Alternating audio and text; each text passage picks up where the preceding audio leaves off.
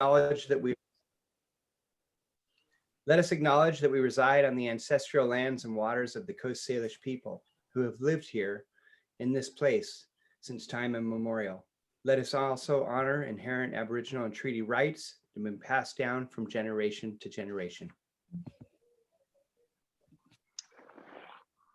Would you all please join the Pledge of Allegiance? I'm going to stand. Okay. We'll understand. I'm a patriot. I pledge allegiance Allegiance to the flag flag of of the United States of America and to the republic for which it stands, one nation, under God, God, indivisible, with with liberty and and justice for all. Thank you.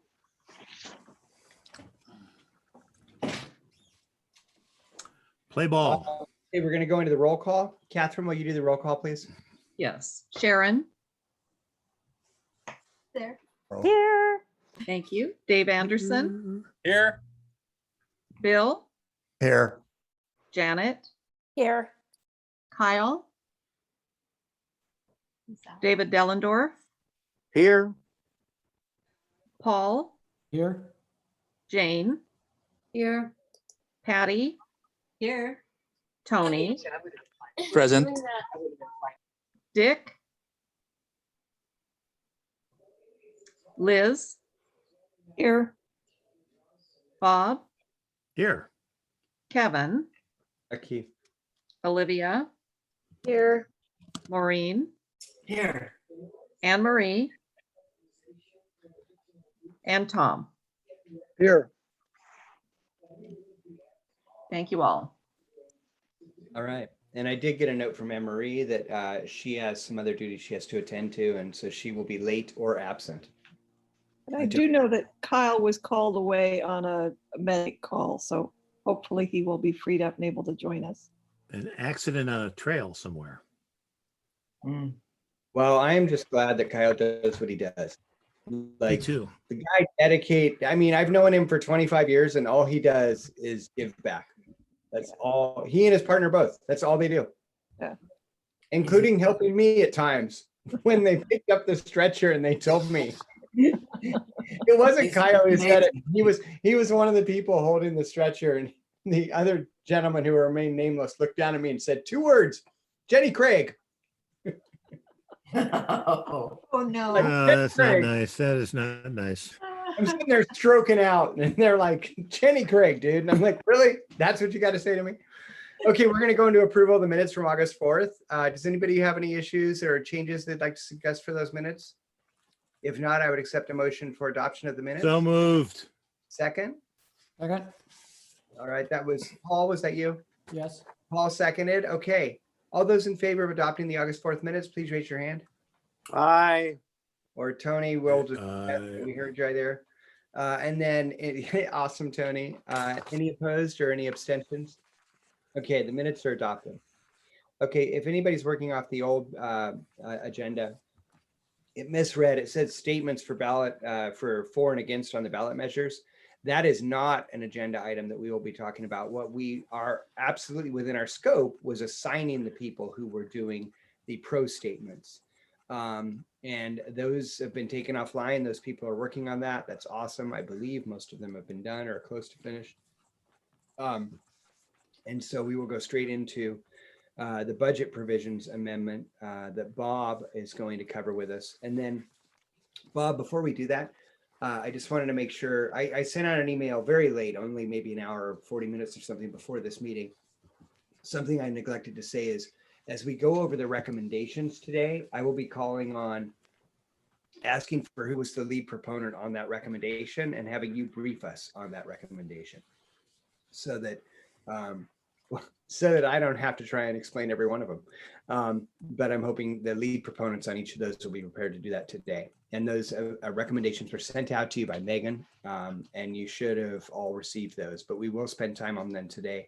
The last thing I will say, which I put in my email, is I'm hoping folks had a chance to read them, but since they were sent out only today, If folks have not had a chance to read them and they're uncomfortable taking action on a recommendation today, we will postpone that until a meeting probably a week out. But we'll see how it goes today. I'd like to try and get those recommendations approved so we can get those moving if possible. With that, we'll go back to the agenda, and Bob, the floor is yours. All right. You may recall, folks, that on the 27th of April of this year, the entire CC passed unanimously the CRC budget and provisions amendment, and the proposed amendment, it deleted section 922, the prior expenditures amendment, and added this budget and provisions amendment. And you may recall that that was about making sure that the next CRC was properly prepared through both its budget and the provisions that had been made for it by the government to proceed apace as soon as it was in office, which we had some problems with. And that took care of the matter. And as we went down the way, there were a few other items that came up that I was asked to look at possible inclusion in this budget and provisions amendment. And what I did was listen to people and took down what the problems were and what ideas might be added to a change to the amendment that we had already passed, which, by the way, has been scheduled for the 2022 ballot. Okay, so that's where we are. And after I wrote this, I sent a lengthy, not lengthy, I'll fit on one page, letter to every commissioner and included with it a copy of this proposed amendment. And when we came up to whenever the last meeting was, that was discussed under new business. And I made an impassioned plea that everyone read this amendment, please, please, please. I remember I said it 3 times, that everyone read this amendment that had been sent to them before this meeting. Don't know whether that has actually happened. I would like fall over dead if all 18 people said, oh yeah, I read it as requested. But at any rate, that was what the request was. And I will tell you that the 3 things that were added were, well, let me see. First, a good place to go is the letter that I sent you all that sets out what the 3 issues were. The 3 issues were when the CRC's term actually ends. You can remember us going, now wait a minute, and that being a subject of some controversy. Secondly, how ought the CRC go about filing its proposed amendments, and what ought the role of the legislative authority be in the completion of our process?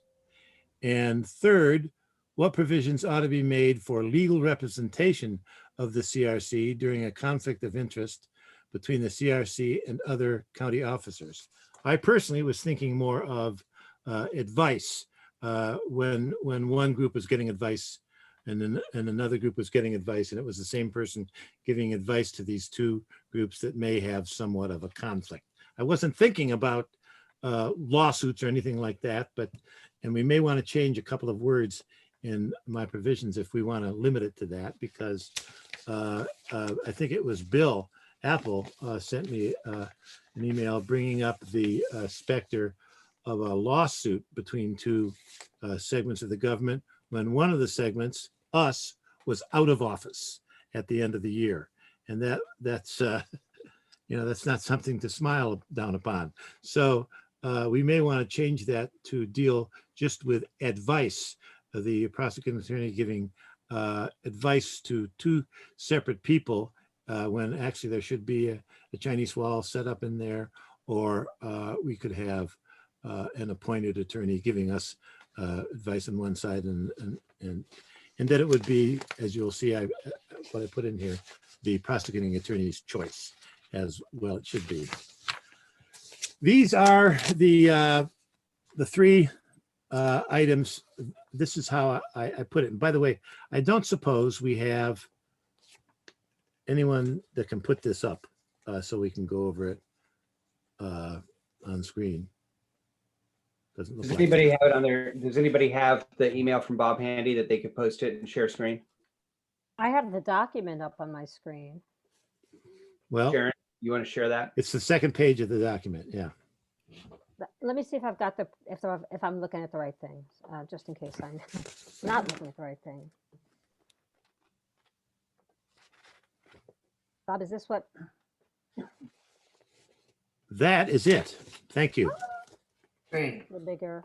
But it's the second page. The first page has already been adopted. So it's the second page that begins with number 2. All right. And these are those 3 issues that I just outlined, set out in what my suggestions were for it, and not written in stone by any means. And this hasn't been sent to the attorney because I have no idea whether the entire commission is going to have any interest in this or not. So this is like a first step. It was, since this has already passed out of the committee, it wasn't considered by my committee, or as our chairman keeps referring to it, my subcommittee. The term of the Charter Review Commission shall be 1 year from January 1st of the year following its election until December 31st of that same year.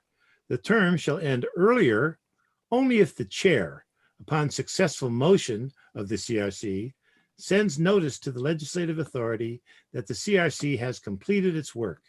Upon the sending and receipt of such notice, the term of the CRC and its commission shall end. And that makes it pretty clear how it happens. So that's, And- Bob, I'm sorry, I didn't mean to interrupt you. Go ahead. Sure. No, go ahead. Okay, I was going to say process-wise, let's take these one at a time.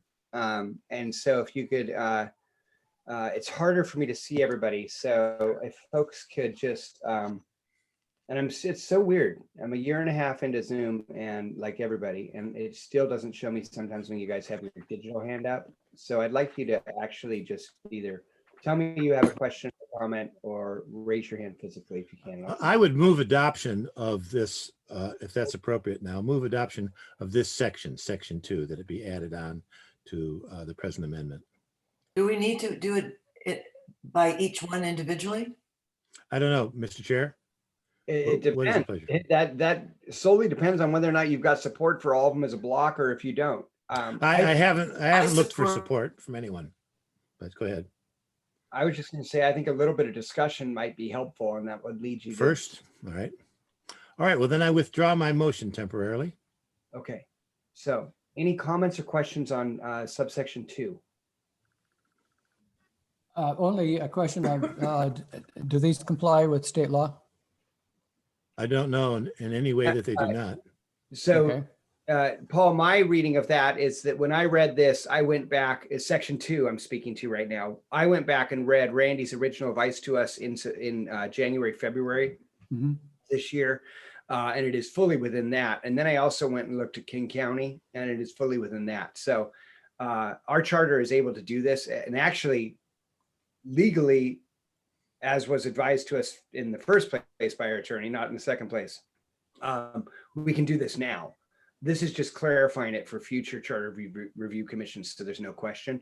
But my understanding after the research I did, and I am not an attorney and I am not our attorney, but I did look into exactly that question, and I feel that this is absolutely sound legally. Thank you.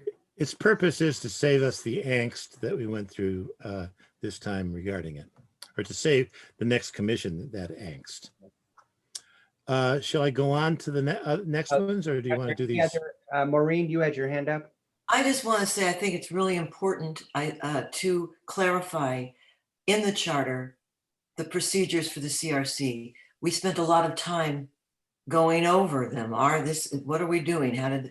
We wasted a lot of time. Not that it was wasted, but just that we didn't need to do so much chat around it. This will help for the future, but it will help the county understand the rules. Absolutely. And as one of the people who had to deal with the back and forth on that mostly, I will say I felt that it was wasted time. David Dellendorf, do you have your hand up? Yes. How do we determine successful motion of the CRC? I don't know if that's been determined in general someplace else, but does it mean simple majority, 2/3? What does it mean? Legally, that means a simple majority. It's a successful motion is a majority vote of the CRC.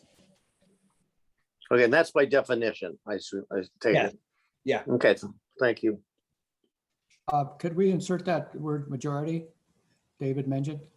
And so instead of it reading successful motion, maybe a majority motion of the CRC? Yeah, I think that would be clear.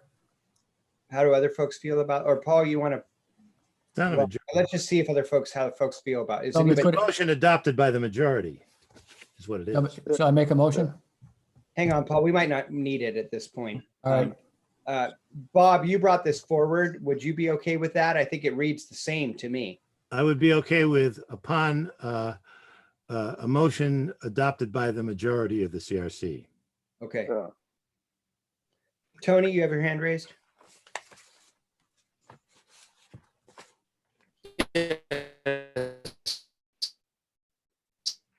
Yeah, Tony, that's not, Thank you, Mr. Chair. we can barely, One comment on that. Yeah. I will try later on. no, we can hear you now. Okay. Even though I am a supporter of the concept that Bob is talking about, which is something that I sent via an email to everybody regarding the vote of the majority, I think it should be supermajority to make it not easy but not hard, or excuse me, not easy but hard to end the session until we have a majority that is a super majority. I think a simple majority is too easy to end the session. Good point. I have no problem with making it harder to end. Makes Yeah, sense. I think that, yeah, I agree with that too. You don't want a group sneaking up and ending our tenure all of a sudden because some people aren't present. Super majority, 66%. 2/3 majority? Yeah. Well, I appreciate. I mean, Go ahead. yeah, may I add? Tony, go Yeah, ahead. yeah, 14 out of the 18 would be may I suggest, Mr. Chair, may I add a little bit? Yeah, you're breaking up a little bit, but I think you said 14. What about 2/3 of those present? Yeah. On voting. I think 2/3 is good. yeah, I agree with that too. How do So- others feel? Hang on. How do others feel that haven't chimed in on this? Not just on 2/3 versus a simple majority, but just on the concept. All right. I support it. Sharon, this is your document. Can you make a change and let's just see if we can get a motion to do number 2? If it said, the term shall end earlier only if the chair upon successful 2/3 majority motion of the CRC. Yep. I have an alternative language. Okay, Only go- upon a motion approved by 2/3 of those present. 2/3 of the CRC present. I don't want to do present because you're talking about ending the term of office, and you could have a meeting where you Okay. know, just a majority shows up. You're missing, like today, we've got 17 members here, I think, or 16, 18. Upon a motion of 2/3 of the CRC. Yeah. Upon a motion approved by 2/3 of the Yes. CRC. Yes. Yep. Do you need a motion on that? Or is this? No, is we're it- still considering, and I I as the don't know. author of this, I've just adopted it, so. Mhm. I just think, I don't know what it is. I want it to be harder for us to end the term. I like this direction, but part of me is concerned about having a 2/3 requirement for that vote. Why? That does make it harder though, Kevin. Yeah, I know. Maybe too hard. Somebody asked. Oh, you why. mean you think it should be easier? Well, my feeling is, so the language we have now says that we are done when we submit our final work, and we would then decide by a motion that this is our final work. Right. That's what we're doing. Yeah, and so this is kind of clarifying that. And I don't see why this would be 2/3 when no other motion for any of our work would be 2/3. That said, I can counterpoint myself on this. You could say that it should be a stronger motion or harder to achieve motion because it's ending our term of office. Correct. I'm just a little torn on it, and I'm happy to go with the majority. So I would accept the motion to see where this goes. I so move. You got I'm Paul. gonna unshare the screen for the vote, okay? Thank you very much. What are we voting on? That whole section as it's as presently written, or upon the 2/3? The 2/3, assertion of the 2/3. Okay, I get you. Oh, okay. I was. Has thinking that been differently. seconded? No, it hasn't. I second it. Okay, so Paul moved and Bob seconded to change it to 2/3 in a document we haven't adopted yet, but that's all right. Any other further discussion? Liz, you had your hand up. Was it on a different subject? Yeah. Okay, Tony, do you have your hand up? Yes, can you hear me okay? Yeah. Sorry, I am traveling, and I will try my best to be legible.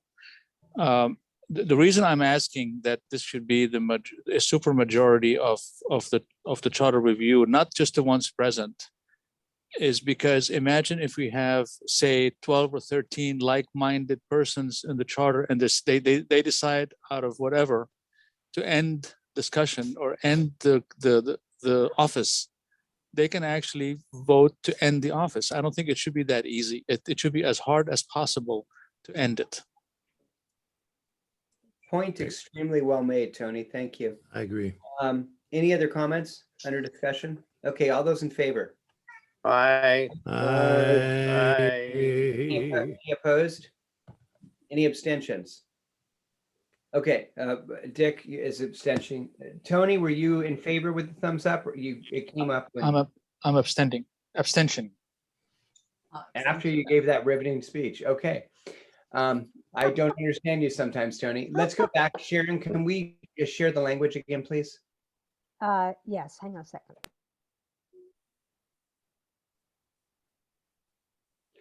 What I'm going to suggest, it seems like we've got people in favor of number 2 with the number of people who voted for it to be 2/3. So let's go on to number 3, and we might be able to do a motion to adopt all 3 of these at once.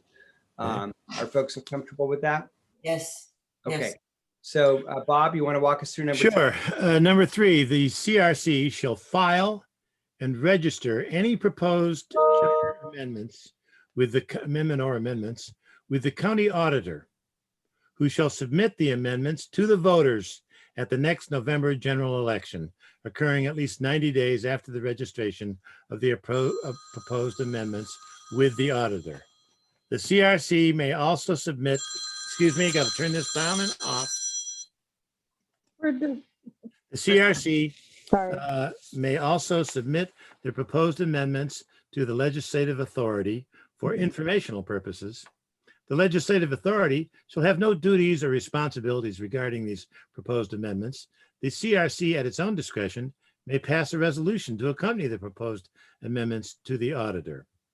Okay, this gets rid of the confusion about why are they sending it over to the council? Yeah. Council doesn't have anything to do. Can't say no about them, and it's got to confuse everybody involved, including the council. So this just gets it the beeline straight from us to the auditor, gets the council out of it. Although we still will probably want to send it over to the council so they'll know what's going on. Yeah. Okay. Any comments on section 3, Liz? Can you just explain the last? The CRC at its own discretion may pass a resolution. Sure.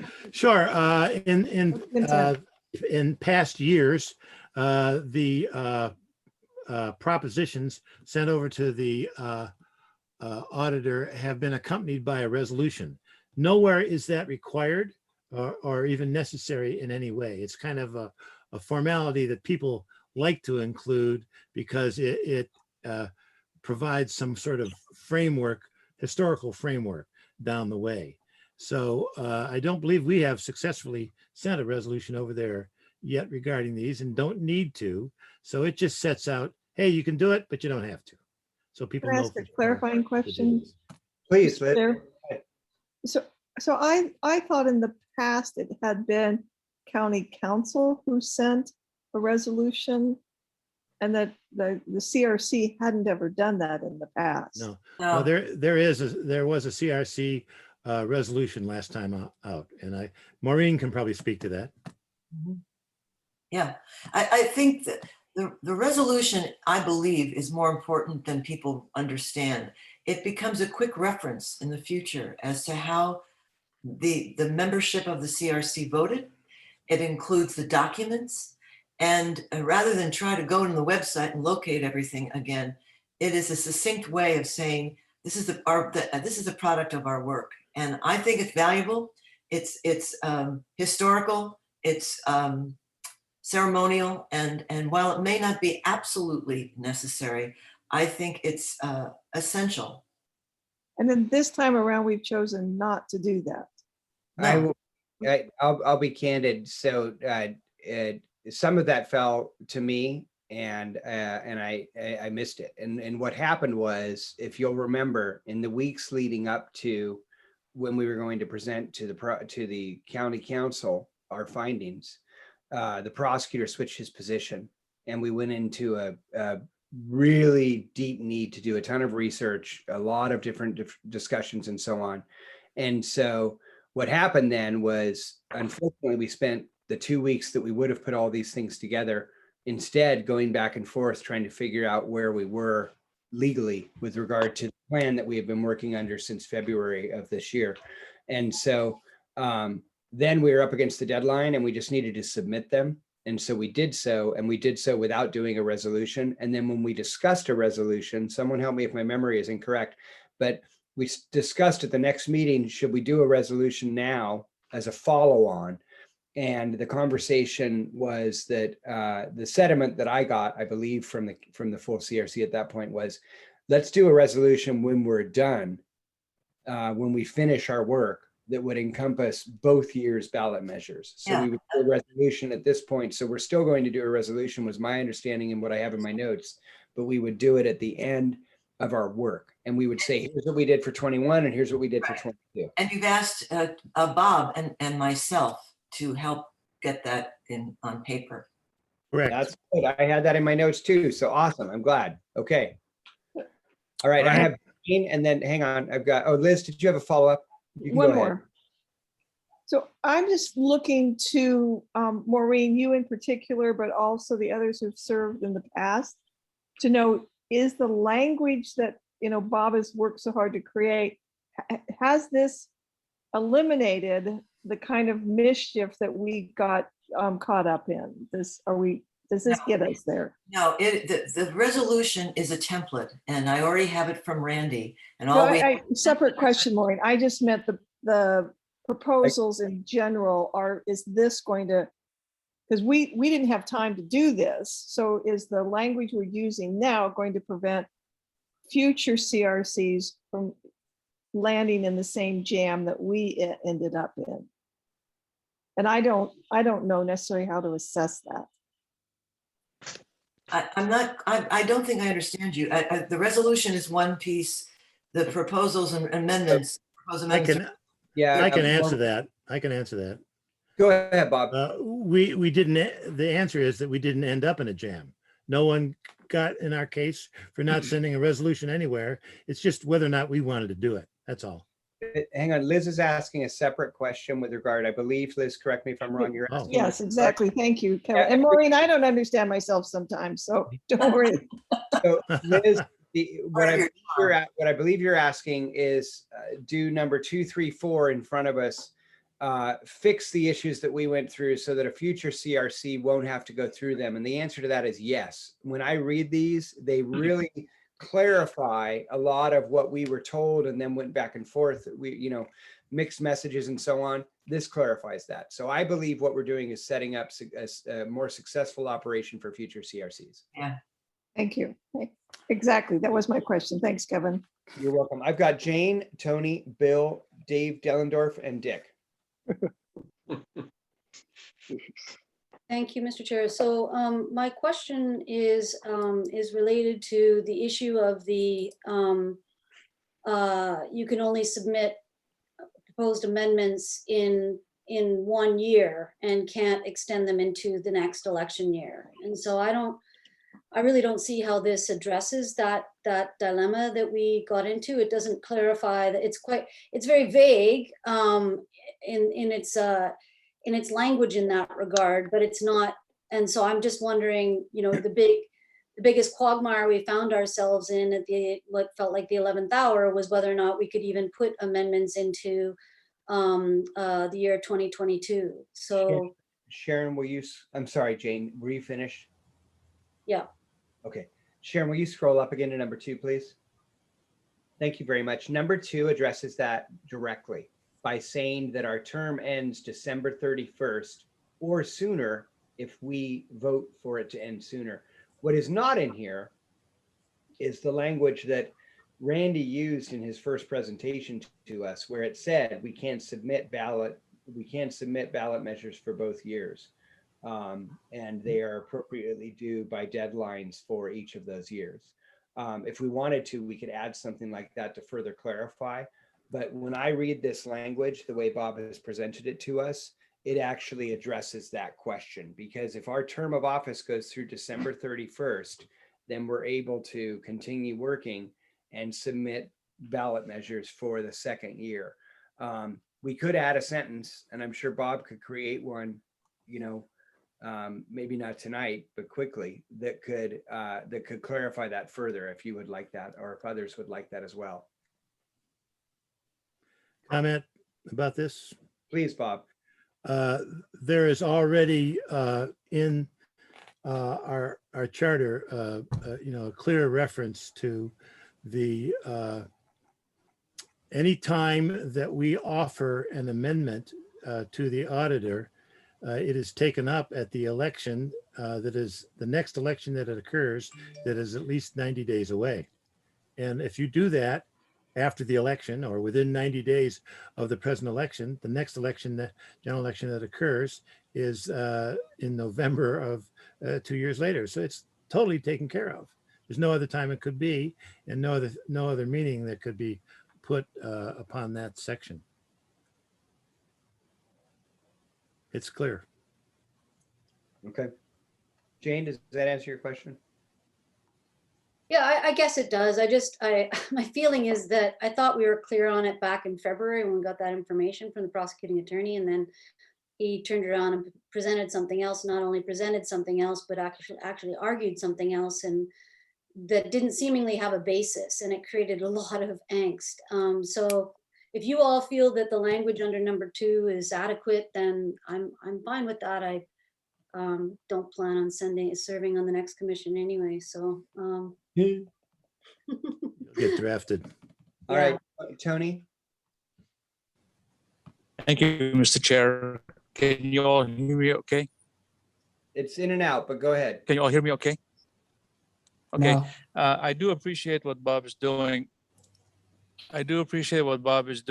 So, but let me just add that maybe this item could also be left for the decision of the Charter Review Commissioners in session, if they want to send it to the council or not, as opposed to putting it in the charter. It seems that when you put it in the charter, it's a deal that has to happen. And as you know, we went through a bunch of date issues this past round. So maybe if the Charter Commissioners decide they want to send it to the council, fine. If they don't, then they don't. Let them decide, and let that be a majority of supermajority decision. Thank you. Tony, I'm not sure on what you're asking or suggesting. Are you on number 3? And if so, you're saying there's a line in there that says that the CRC may send the legislative authority their amendments, but doesn't have to. Right, and I would say let the CRC decide that, but I guess that word may fixes that problem. Maybe. Yes. I mean, so maybe Bob can clarify that. Yes, that's what it means legally. May means you have a choice to do it or not do it. Well, thank you. Thanks so much for all your work. Sure. You can go to newdealsamoanislands.com and read a article I wrote about shall versus may. I shall do that. No, you won't. Come on. Well, Hey, maybe I may, or I may do that. or I may not. You may, but you shall not. I have Bill, stop. Sorry, I started that. It's my fault. Bill and then David Dellendorf and then Dick. No. Bill, are you there?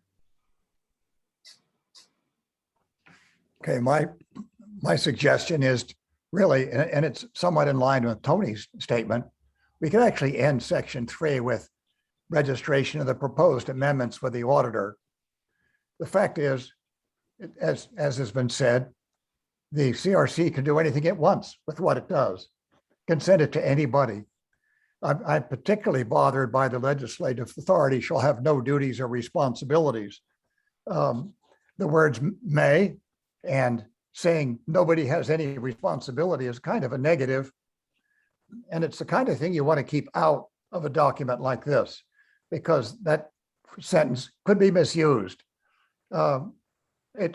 Brevity is really the best art of something like this. And I would move to end section 3 with proposed amendments with the auditor. The rest is not necessary. If that's a motion, is there a second? A second. Okay, Patty seconded. Okay, under discussion. Just to clarify, are you talking about that specific sentence, Bill, that the legislative authority shall have no duties? My understanding of the motion on the table is that proposed section 3 would end after auditor, and the entire next 2 sentences would be deleted. The CRC may also substitute proposed amendments would be deleted, and the legislative authority shall have no duties would be deleted. And a third sentence, the CRC at its own discretion may propose a resolution would be deleted. Is that correct, Bill? Is that what you were suggesting? That's a correct restatement. It'll be a 4-line section. The rest is essentially permissive, which is a permission that the CRC already has. Any other discussion? Yeah, yes. Kevin? Okay, sorry. Like I said, go ahead and raise your voice if I can't see you. So we'll go to Bob, and then we'll go to Tom, and then I'd like to call on myself. All 3 of those sentences were thought out and belong in there. They all have very specific consequences. If you take them out, those things won't happen. There'll be no direction regarding resolutions one way or another. Hey, do you have to have one? I don't know. Do we have to have one?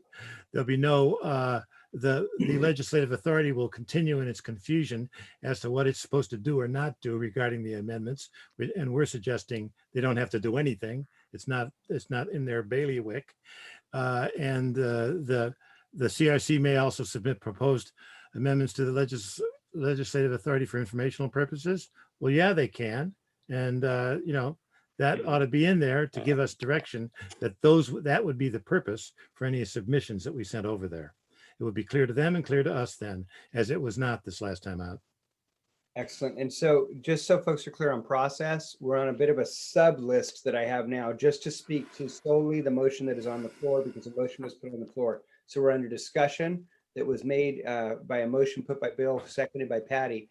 And then we will go back to the other list. So I know that David and Dick still had comments in general. We're going to get back to you after we're done with this motion. So I have Tom Starr. I just wanted to point out that somewhere along the line, it was felt that the legislative body should be involved here. And let me just say to what extent I'm talking.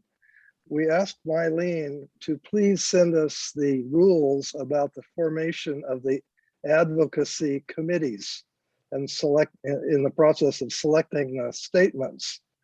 And it was very clear that the legislative body was the one to approve the makeup of these committees. And it gave them a certain date to do that. Well, through some mix up on due dates, the legislative body got totally sent out the door and Mylene took over. So somebody felt that the legislative body, perhaps because there was 3 of them, would make better decisions in this regard of the advocacy statements. So that probably was the same line of thought that wanted this resolution to go to them. I just add that as more information. Okay. Mylene, I'm going to call on you in a second. Hang on one sec, folks. Sorry.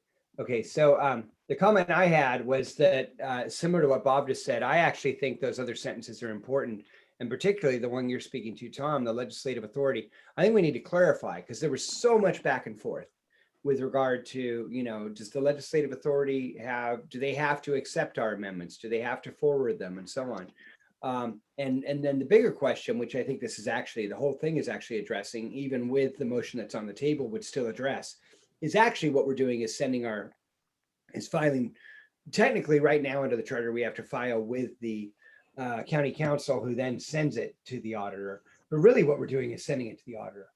And in the past, charters review commissions have sent their resolution both to the county council and the auditor. And it was understood that the county council had no duties whatsoever with regard to those amendments, those propositions. And I can tell you that from personal experience, having been a county council member, when the very first charter recommendations came through and were proposed, we were told with no uncertain terms, absolutely, we can't touch them. That's it. All we're doing is giving them to the auditor. And we did it the same day. And that was our advice from our attorney then, who is still the attorney now, but it was also very clear. So for me, when I look at this, I think it reads well as is. And I would not be in favor of the motion that's put on the table for that reason. But I'm listening to this discussion and being better educated while it goes on. So I look forward to a little bit more here. So are there any other comments on this? Yeah, motion? can I comment? Kevin? Yeah, David. Go ahead, David. So what I was going to comment on earlier when you took my name down was on this same issue. So, Okay. so Please, go. I agree with Kevin and Bob about keeping them in. I think it clarifies for anybody reading this thing what the role of the county council is. Moreover, I agree with Maureen about having a resolution. I think it's, however, the wording may also submit and may pass a resolution is too wishy-washy. It'll lead back to a discussion. We're trying to eliminate for the next CRC that they have to debate and discuss like we've been doing. Oh, what does this mean? Shall we do this? Do we have to do it? Do we not have to do it? I think it should be very clear one way or the other. And I'm in favor of taking out may and say shall submit and shall pass a resolution. I think they're important and they're going to eliminate unnecessary discussion like we've been having for the last 6 months over these particular issues. Let's not be wishy-washy. Let's say it shall be this, it shall be that. May in a document creates too much uncertainty. It shouldn't be in any document. David, You would say, yes. I didn't mean to interrupt. I have a question for you when you're finished. Yeah, I think in any document, may is bad. I mean, you may make your loan payments on time. You may do this, you may do that. I mean, come on, guys. So David, let me ask you a Go question. ahead, comment. So my thing is, I actually agree with you with regard to the resolution and really with regard to how Maureen was phrasing it. I think her description of why the resolution is important was well made. And so I would support saying the CRC shall pass a resolution to accompany the proposed amendments to the auditor. I would not, however, do that with the previous sentence. The CRC may also submit to the proposed amendments to the legislative authority. And my rationale for that is the following sentence. It clarifies that the legislative authority has no duties with regard to these amendments. And so I think it should be at the discretion of the CRC. I think it's a good idea. And the CRC would be very wise to continue keeping the legislative body of the county up to speed throughout their entire process. But I don't like the idea of saying they shall submit the amendments. And if we're going to go there, then I think we need to change the language on on the previous to formally file or something with the auditor. So it's a different sort of motion between the two, between the auditor and the county council. Can I comment to that? Yeah, please go ahead, David. The CRC would be negligent if they didn't submit it to the county council. And it's not only a matter of courtesy, it's a matter of good government. You That's keep right. them informed. And Exactly. so I disagree with you. I think it has to be in here, and they're going to do it anyway. And a lot of what we put in this document are things that are going to be done anyway. But I think it removes uncertainty by somebody reading this and say, why the hell didn't they do that? Oh, it says May. Oh, okay. Why are they doing that? Okay. I think it has to be very clear. Thank you. Thank you, David. Other comments? Kevin, Yeah, Dick. Yes. yeah. I'm jumping in, Patty, because I was on the list after David before. I got to the meeting late, so I missed the initial conversation and I've been playing catch up. But I think it's critical that the CRC is independent elected officials, that it's very clear that the ballot measures are transmitted directly to the auditor. I like the idea, and I agree that the resolution should be a shall. I like the idea of saying that a copy should be submitted to the council. I think that's a basic courtesy, and I think that could either be done by saying may submit a courtesy copy to the county council, or actually it just occurred to me while you guys were talking, we could say should submit a courtesy copy to the county council. No. That's just a judgment. Well, we can make it mandatory. I mean, it won't break my heart, but I like the idea. Huh? I was just telling Patty, I see your hand and you're next on the list. Yeah, I like the idea that it's very clear that the CRC's responsibility is to submit to the auditor. That's what matters. This business of going through the council when they can't do anything is, to me, it was stupid from the beginning, but I think as a courtesy, council should always get a copy. Okay, I just want to remind folks, we're still on a motion that's on the table. Exactly. The motion was to delete everything after the word auditor, which I believe is the second sentence there. And I'm speaking in opposition to that. Okay, understood. Patty.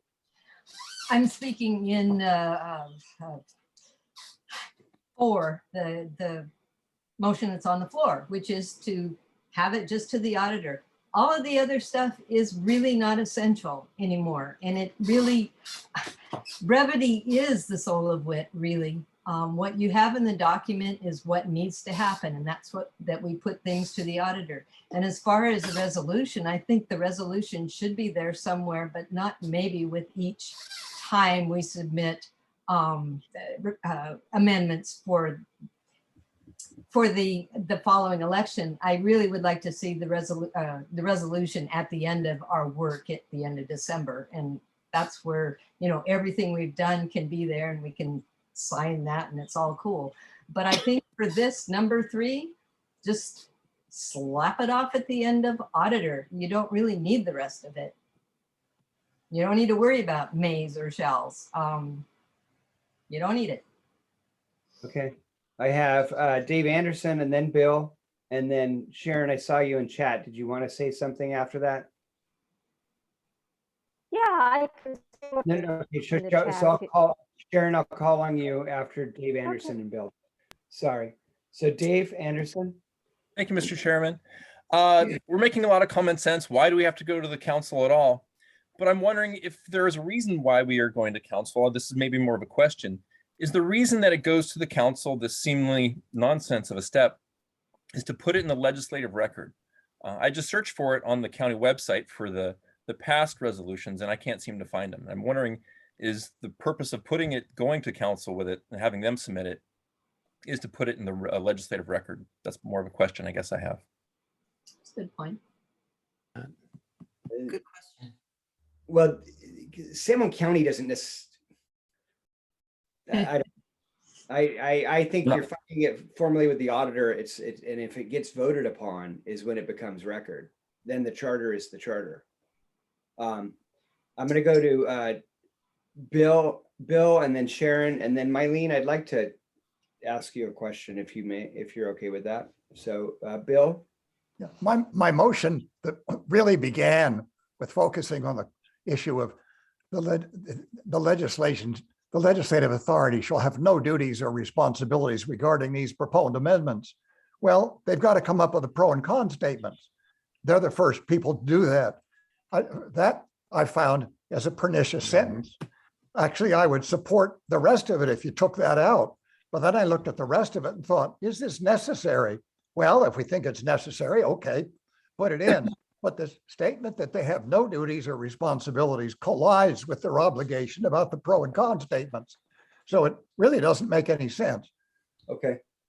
Thank you, Bill. Sharon? Yeah, just wanted to say that I'm in favor of keeping all the language in for the purpose of being really clear, as things may not seem as clear to a new CRC 10 years from now. Thank Okay. you. Thank you, Sharon. Mylene, I know you have to run soon. Can I call on you? I have a question for you. And it's based on Bill's comment that he just made, which he made when he originally put the motion on the floor, which is, does that line, the legislative authority shall have no duties, do you feel that conflicts with the fact that they actually have some duty with regard to the pro and con appointment? Yes. I also think it's insulting. I have no problem with, in fact, I think it makes sense to say that the amendment should be submitted to the auditor. That would not relieve the legislative duty, the legislative authority from its duty to appoint argument writers. Okay.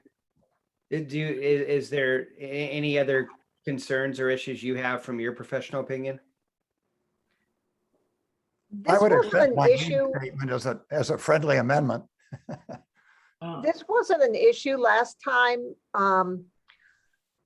because as with the freeholders, the first group that created the charter, the council received it and just turned around and gave it to the auditor. Yep. What you're doing is addressing, I'm trying to say this diplomatically, a charter that, a council that is resistant to just doing the obvious. Mm-hmm. So yeah, it's a good idea to say shall submit to the county auditor with a copy to the legislature, to the legislative body. It avoids the suggestion that they have any choice in the matter. Mm-hmm. Thank you, Mylene. And I will tell you that as the first council to ever review a charter, and when it came before us, it was interesting to see the differences between now, because we were not necessarily supportive of the charter as was written, particularly the fact that it made us part-time and 6 members instead of 3, but we still turned it around right away. There was no discussion, no debate. It was just, this isn't our, we're not in this bailiwick. Kevin, so, I have a question for Mylene before she steps off, if I may. Yeah, go ahead. Related to what she was just talking about. I mean, I take her point, but I remain utterly confused as to the process that was undertaken by the county council when they received our 6 amendments. I mean, they seemed to be informed that they needed to take some kind of vote on them. And I find that I was shocked by that. I didn't understand where it was coming from. And it just struck me deeply in that moment that there was a lot of confusion about what the role of the county council is in receiving these amendments. Their only role is to turn it over to the auditor.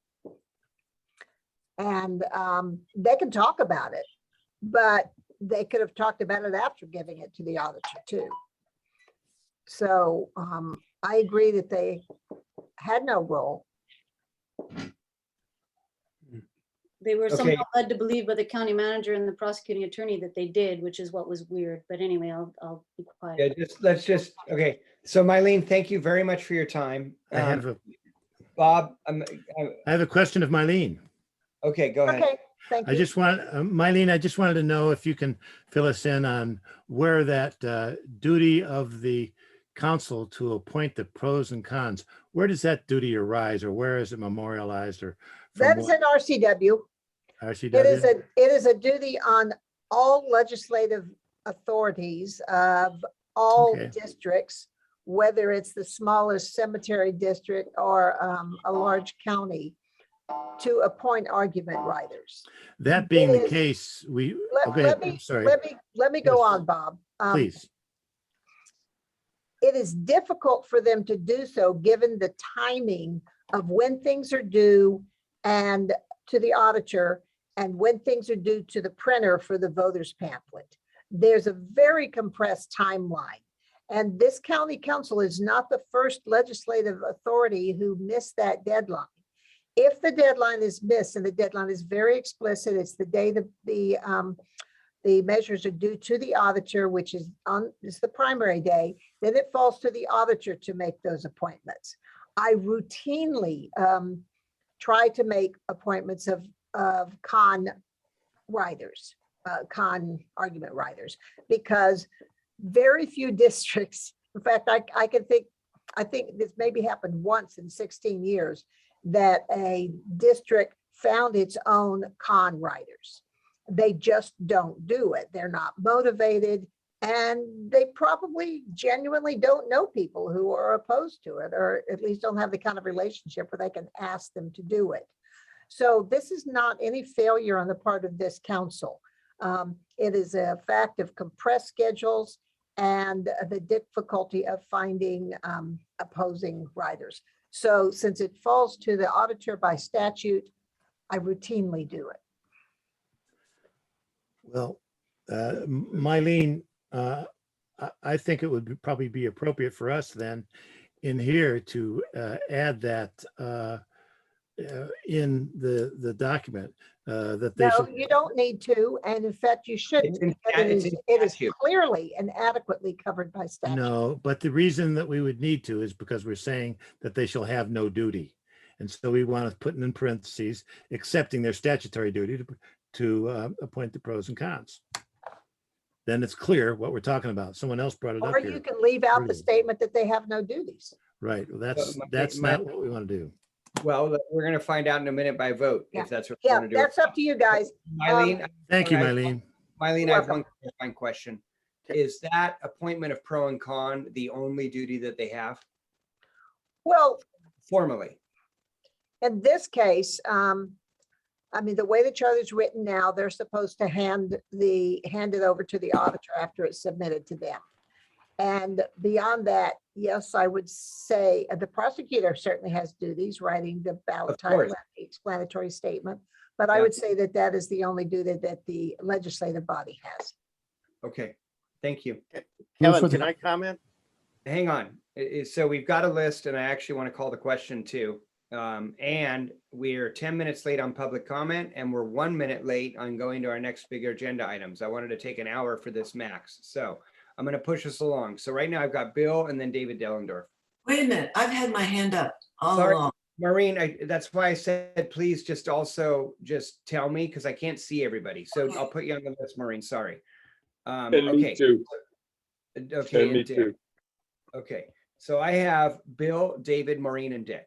And I apologize if I'm missing folks, guys, but when we're doing screen share particularly, it's hard for me. Okay. So Bill, did you have a comment now?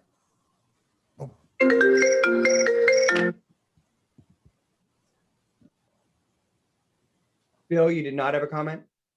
No, Okay. Okay. We're going to go to David Dellendorf. And I think the motion is to strike out the last three sentences.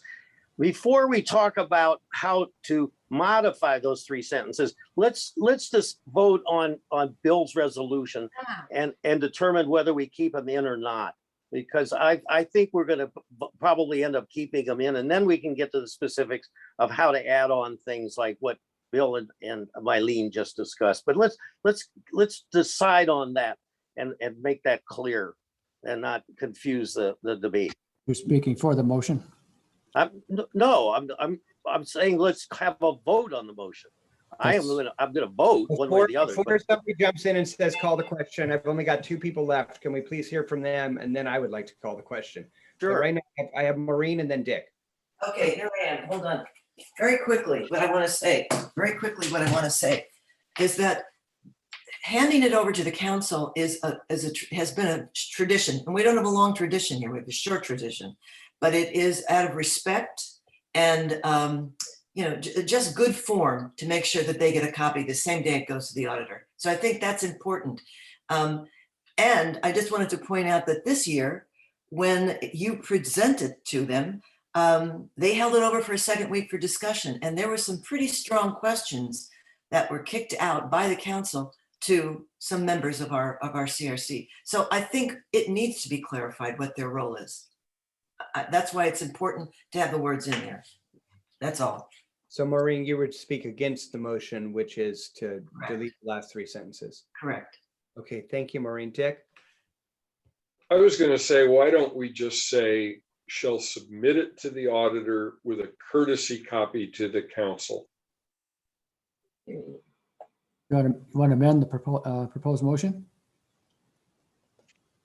I don't want to start another 20 minutes of conversation. You just did. Let's just vote on whether to keep these words in or not. Okay, so I don't see anybody else up for discussion. Can we stop the screen share? Actually, before you do, Sharon, before you stop the screen share, the motion on the table would be that everything after the word auditor before the CRC may would be deleted. That is the motion on the table put forward by Bill and seconded by Patty. Okay, can we stop the screen share, please? Wonderful. Okay, look, we've even lost members of the public and others. People are running away. They're like, I'm done with these guys. Okay, so motion on the table. Everybody's clear on the motion. All those in favor? Okay, I have. Oh, no, but Sharon says no. She's No, I'm sorry. I withdraw that. Tom, Paul. Okay, I have Patty, Tom, Paul. Who else? Kyle. Bill. And Bill. Any others in favor of the motion? Okay, although I got you, Bill. Everybody, David, I can't see you. Are you in favor of the motion? I'm having a bad hair day, so I'm voting no. Okay, so all those opposed to the motion, please raise your hand. Okay. Let's see. Janet. Liz. What a strange vote this is. I know. It's usually some usual suspects, and this just went through the middle. Sharon. Smart people. Dick, how did you vote? No. Okay, I can't hear you, and David, you were a no, you said. Yes, I'm a no. Any abstentions? Yes, I'm abstaining. Tony is. Tony and Dick are abstaining. Any other abstentions? Did I miss anybody? Janet? No. Okay. How many in favor were there then? I mean, how many against? And chair votes no. So I had Patty, Tom, Paul, Kyle, Bill in favor. And did I miss anybody? Okay, I had Maureen, Janet, Liz, Bob, Dave, Sharon, Jan, Jane, that's who that is. I'm like, do we have a Jan? David and Kevin opposed. And then I have Tony and Dick abstaining. So that means the motion fails. Did you say Jane and Janet or Jan for both of us? Both, yes, both opposed. I had Janet and Jane both opposed. Is that correct? Mhm. Okay, thank you. Okay, so motion That's a failed. total of 9 opposed. Yeah. Okay. Kevin, Yeah. I just wanted to say, I wanted to make something go on the record for my voice. Please. So part of the way we voted on this was for 3 very different issues. Mhm. So it did make it an awkward vote. And I take Mylene's very strong language to heart when she says that it's insulting language that we're putting forward. So I just want to go on the record that says I take that to heart and don't want to step over that lightly. Yeah. If we can go back to the screen, Janet, please. I was going to concur actually with what Dick and Liz both said. If we could drop the last two sentences and just say, it goes to the auditor with a courtesy copy going to the legislative body, I think that defines the fact that they're not going to be able to do anything. So I think cutting the last two sentences would be the best way of approaching this. I was just going to suggest we go back to screen share and try and do a little editing. And I would second that, Janet, if that's a motion. That's my motion. I'm making a motion. I second it. Motion, Second here. can you clarify the motion, please? So that can, okay, go ahead with them. I think we need to perfect that language a little bit, but go ahead. Okay, I'm good. There's a motion. Second on So the- Sharon, if you could just do the screen share again, but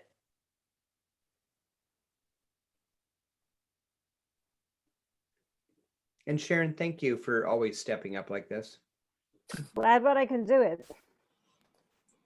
so basically it would just drop the last two sentences. The legislative authority shall have no duties or responsibilities. The CRC is its own discretion. If it's at its own discretion, it's its own discretion anyhow. But basically it would just include the CRC may also submit the proposed amendment to the legislative authority for informational purposes. I mean, I'm actually kind of fine with that. So just keep that sentence and delete the last two sentences. Correct. That just circles back to the same thing, but okay. That's good. Can I speak, Kevin? Yeah, go ahead. We're just gonna keep going. Actually, hang on. Can we stop screen share for 1 second? While we're paused, I don't see any members of the public, but I want to say, just in case for some reason I'm not seeing them, is there any member of the public here who would like to speak? Okay, I do not see any members of the public, so let the record show that we've carried them all away. But in all seriousness, there's no members of the public, so we will now go back into deliberations on this. But again, guys, we have a lot of work on recommendations too, so I'd like to try and get through these. So if we can go back to screen share, and what Janet was proposing was deleting the last two sentences. And if someone wants to I was gonna say, if someone wants to wordsmith the courtesy, there's just a courtesy copy going, that's fine with me too.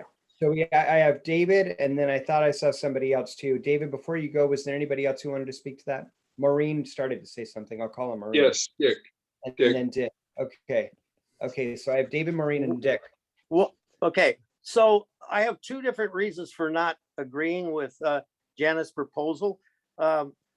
This document is not for the purpose of making the county council feel good and that we love them.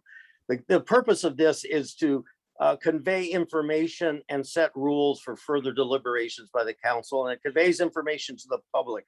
And that's one of the most important reasons to keep this in here, is so the public understands the legislative authority has no duties. And if they feel insulted, well, I'm sorry, but that's the rules. That's the rules, and they should know that, and they should not feel insulted. I'm taking Myleen's comment with a grain of salt. The last sentence, Maureen has argued very, very well for keeping this in here, to have a record that we have acted on this, at any future council, CRC has acted, and it sets it in the record, and it should be there for anybody in the future to access and confirm that there really was some kind of resolution that was submitted. And I, again, argue vociferously to take out may pass a resolution.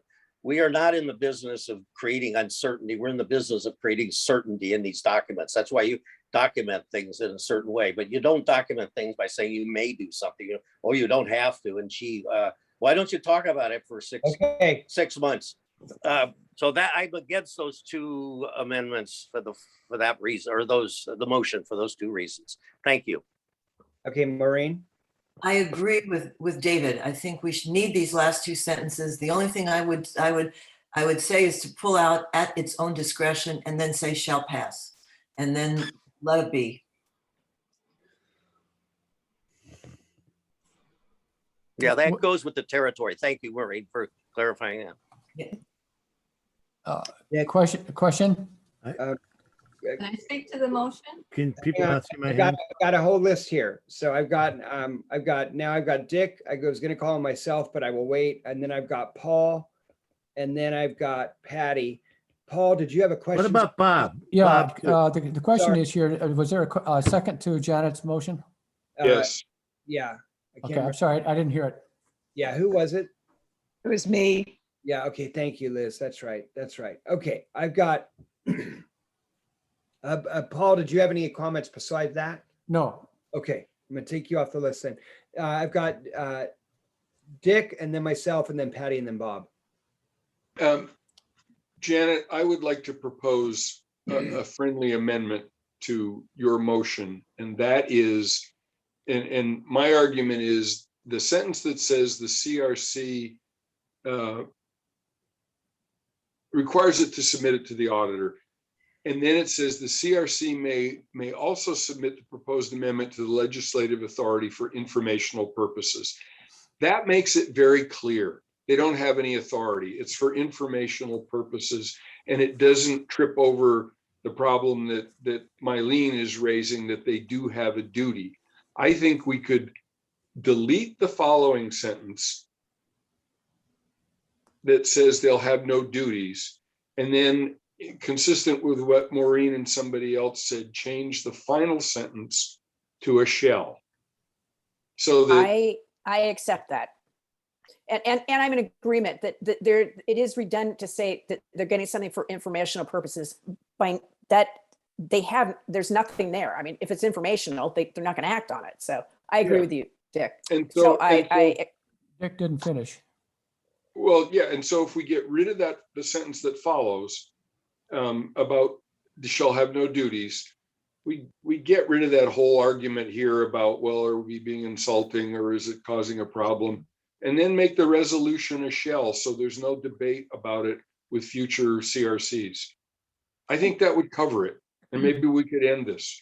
And Kevin, as the person who seconded that, my response, Dick, to you is on the last sentence where it says the CRC at its own discretion, shouldn't it just then read the CRC shall pass?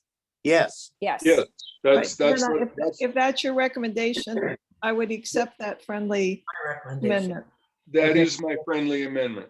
Okay, so Dick's put forward a friendly amendment that after that, you guys all heard it. That's great. And it's been accepted by the maker of the motion and the second. So now I have Patty and then Bob and Liz, if you have something else, I've got you back on the list there.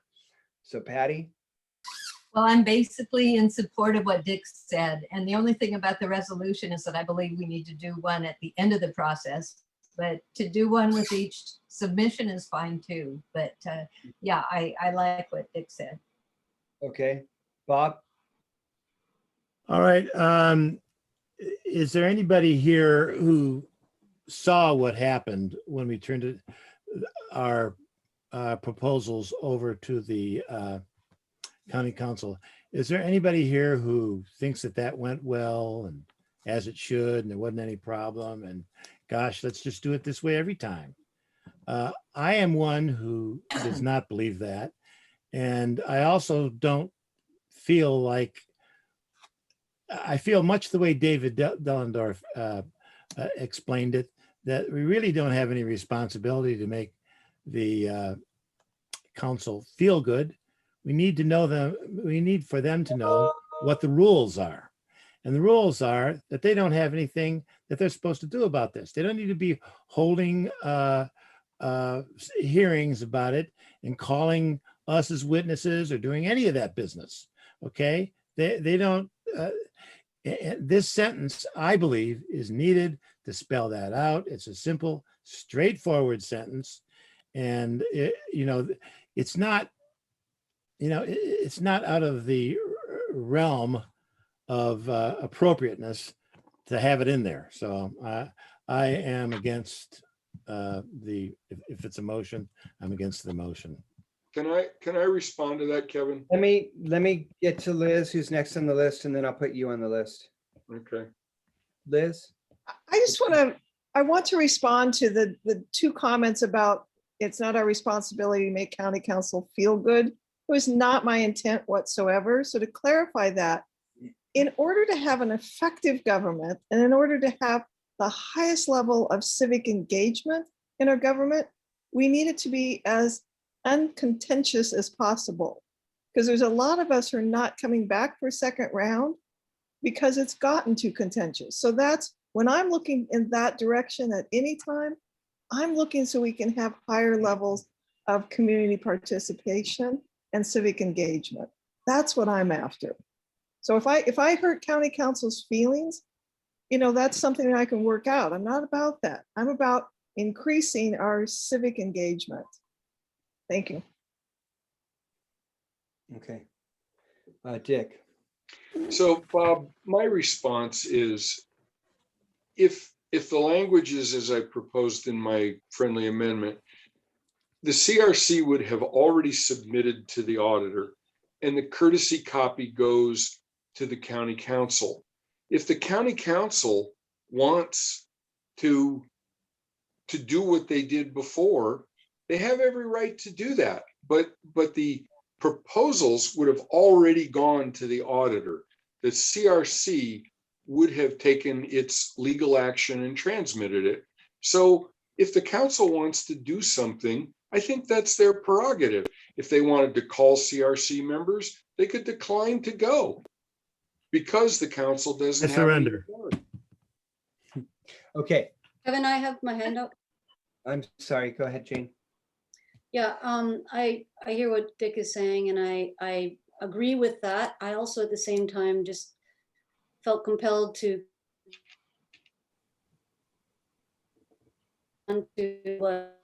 what Bob raised, because Jane, you broke up crystal there. clear in saying that when we were to answer any questions, because there was this ambiguity as to submission to the auditor of our proposed amendments. In other words, it hadn't officially yet been done.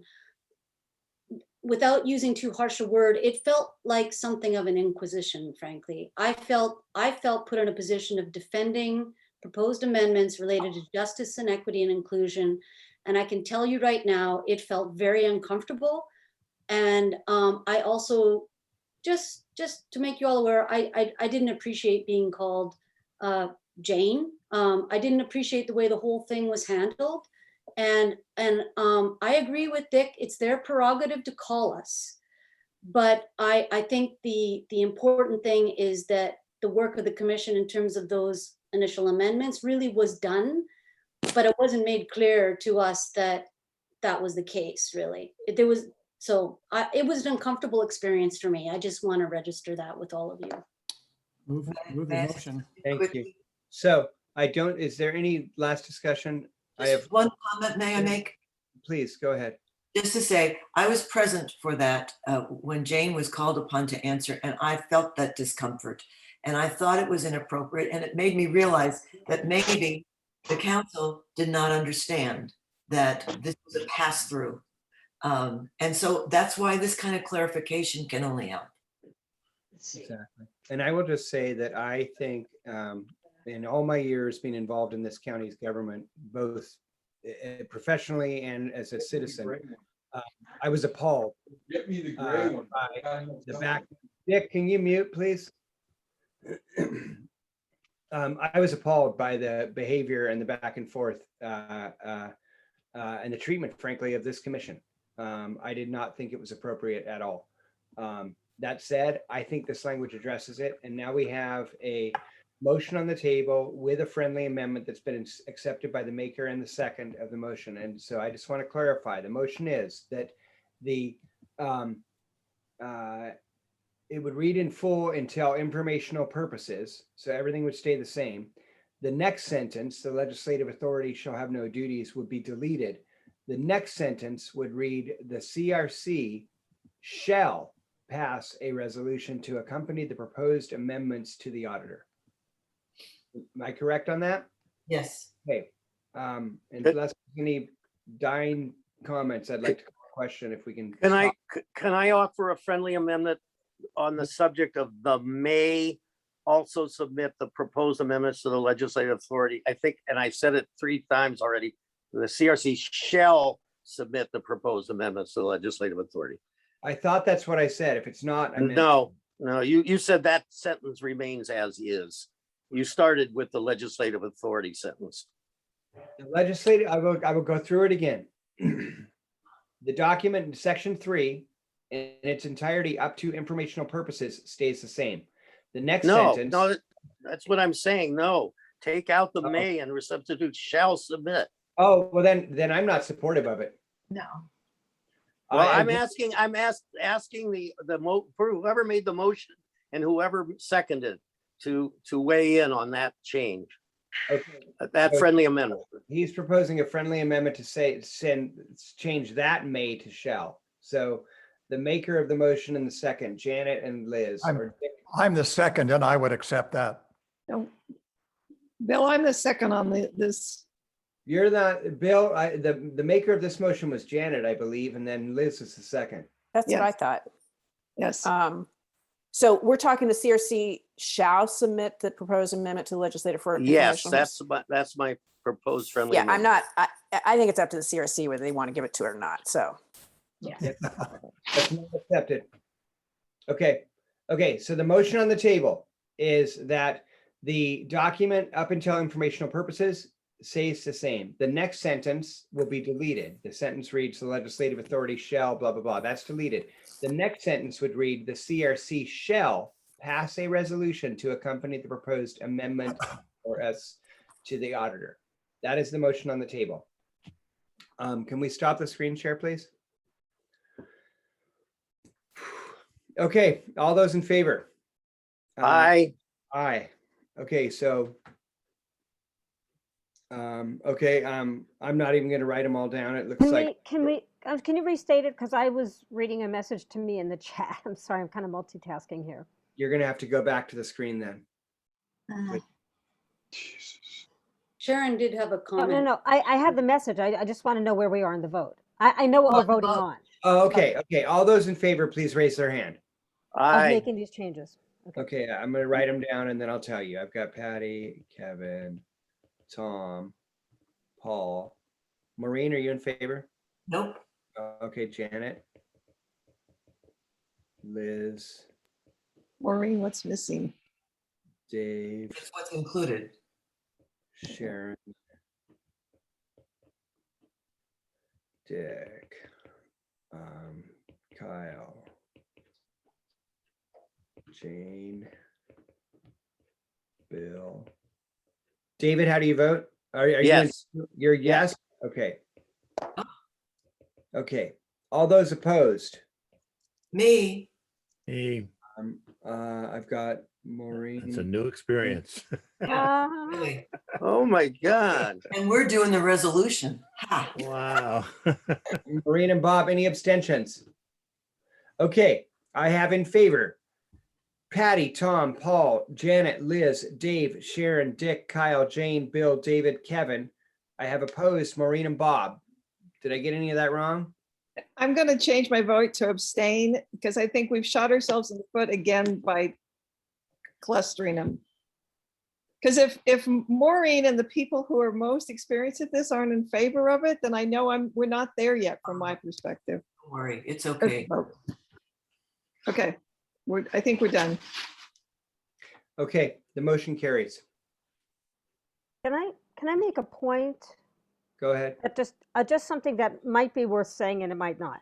But I don't like the way like Jane said, the inquisition was done with the county council. But at the same time, once the county council introduces motions that are their versions of what the CRC is putting forward, it does make sense for us as commissioners to discuss that with the county council in those public meetings, because otherwise we don't have a chance to explain ourselves in front of the county council with people who tune into those meetings. You're right. Kevin? Can I say something, Kevin? Yeah, sorry, guys. I've got, yes, Janet and then Bob, I think it was. This probably isn't the most politically correct thing, but I think the county council knew what their duties were and they didn't care. And they went ahead and did this awful inquisition. I think that was purposeful. I think the county prosecutor had clarified what their duties were and they went ahead with us anyhow. I don't know that for a fact. But the other thing is, I think it's then incumbent on the future CRC whether they want to go address a county council or not. I think that's a decision that that body will make at that point. But the responsibility of how this process works will just directly go to the auditor, and whether the CRC wants to go before the council or not is going to be up to that CRC, which I will not be a part of. Thank you. Point of Can we point of move on? order. Yeah, point of No, order. Let's move no, on. guys, we're having discussion. I've got Bob and then I've got Dick. So Of what? I can't, we're just having a conversation about where we We are. voted. We voted. I know, David, so what? We can talk. Well, you have an We're- agenda to follow. You have an agenda to follow. Let's move on to the agenda. We're talking about history and emotions and all that. That's not really what's in the agenda. I have a motion I'd like to make on the particular item that we've been talking about all along. I had Dick and then I had Bob and then I will call on you. And then I have Sharon. I was about to say, why are we still discussing or debating this? So I guess I'm agreeing with David. We had a vote. We passed it. Isn't it time to move on in the agenda? Yes, it is. I feel also that it's important that people who had a feeling to share get the opportunity to share that. And then I try to push us forward. So there was a couple people who wanted to share their thoughts because people were very involved in that. One of them was the maker of the work that came before us. Bob spent a lot of time putting this together and then presented it to us. And now we've spent an hour plus editing by committee. And so I think it's important to allow a couple comments. And believe me, I'm aware of this agenda, which is already blown up. So Bob and then Sharon, and then I'd like us to move on. Short, simple statement. Believe me, I think that by striking that one sentence, we have put the county council back in the business of mucking with our business when it comes to this particular thing, which are the proposals. So stand by, next council. Agreed. Next commission. Sharon?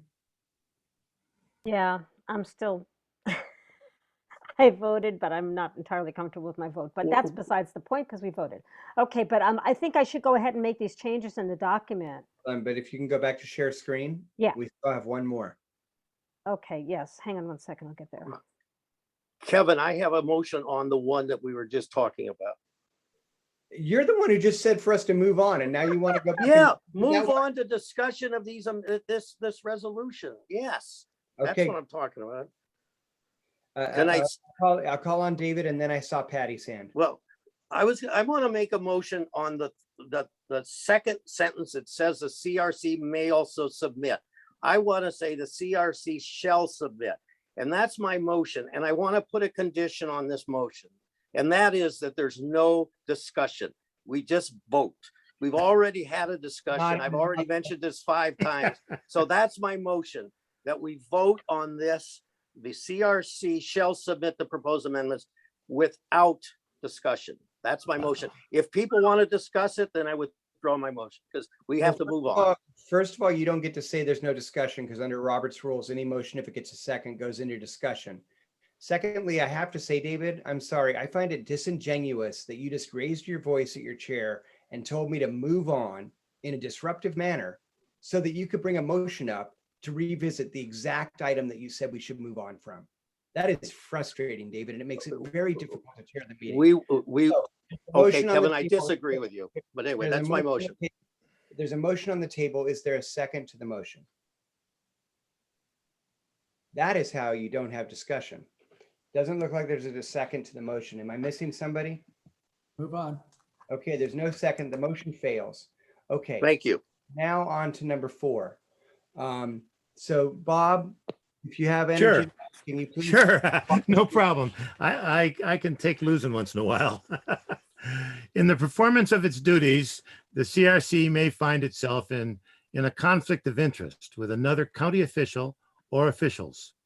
In such an event, the CRC may request that the prosecuting attorney advise and represent one of the parties while assigning one of his or her assistants to advise and represent the other, maintaining a legitimate and genuine separation of function and information between the 2 attorneys for the duration of such representation.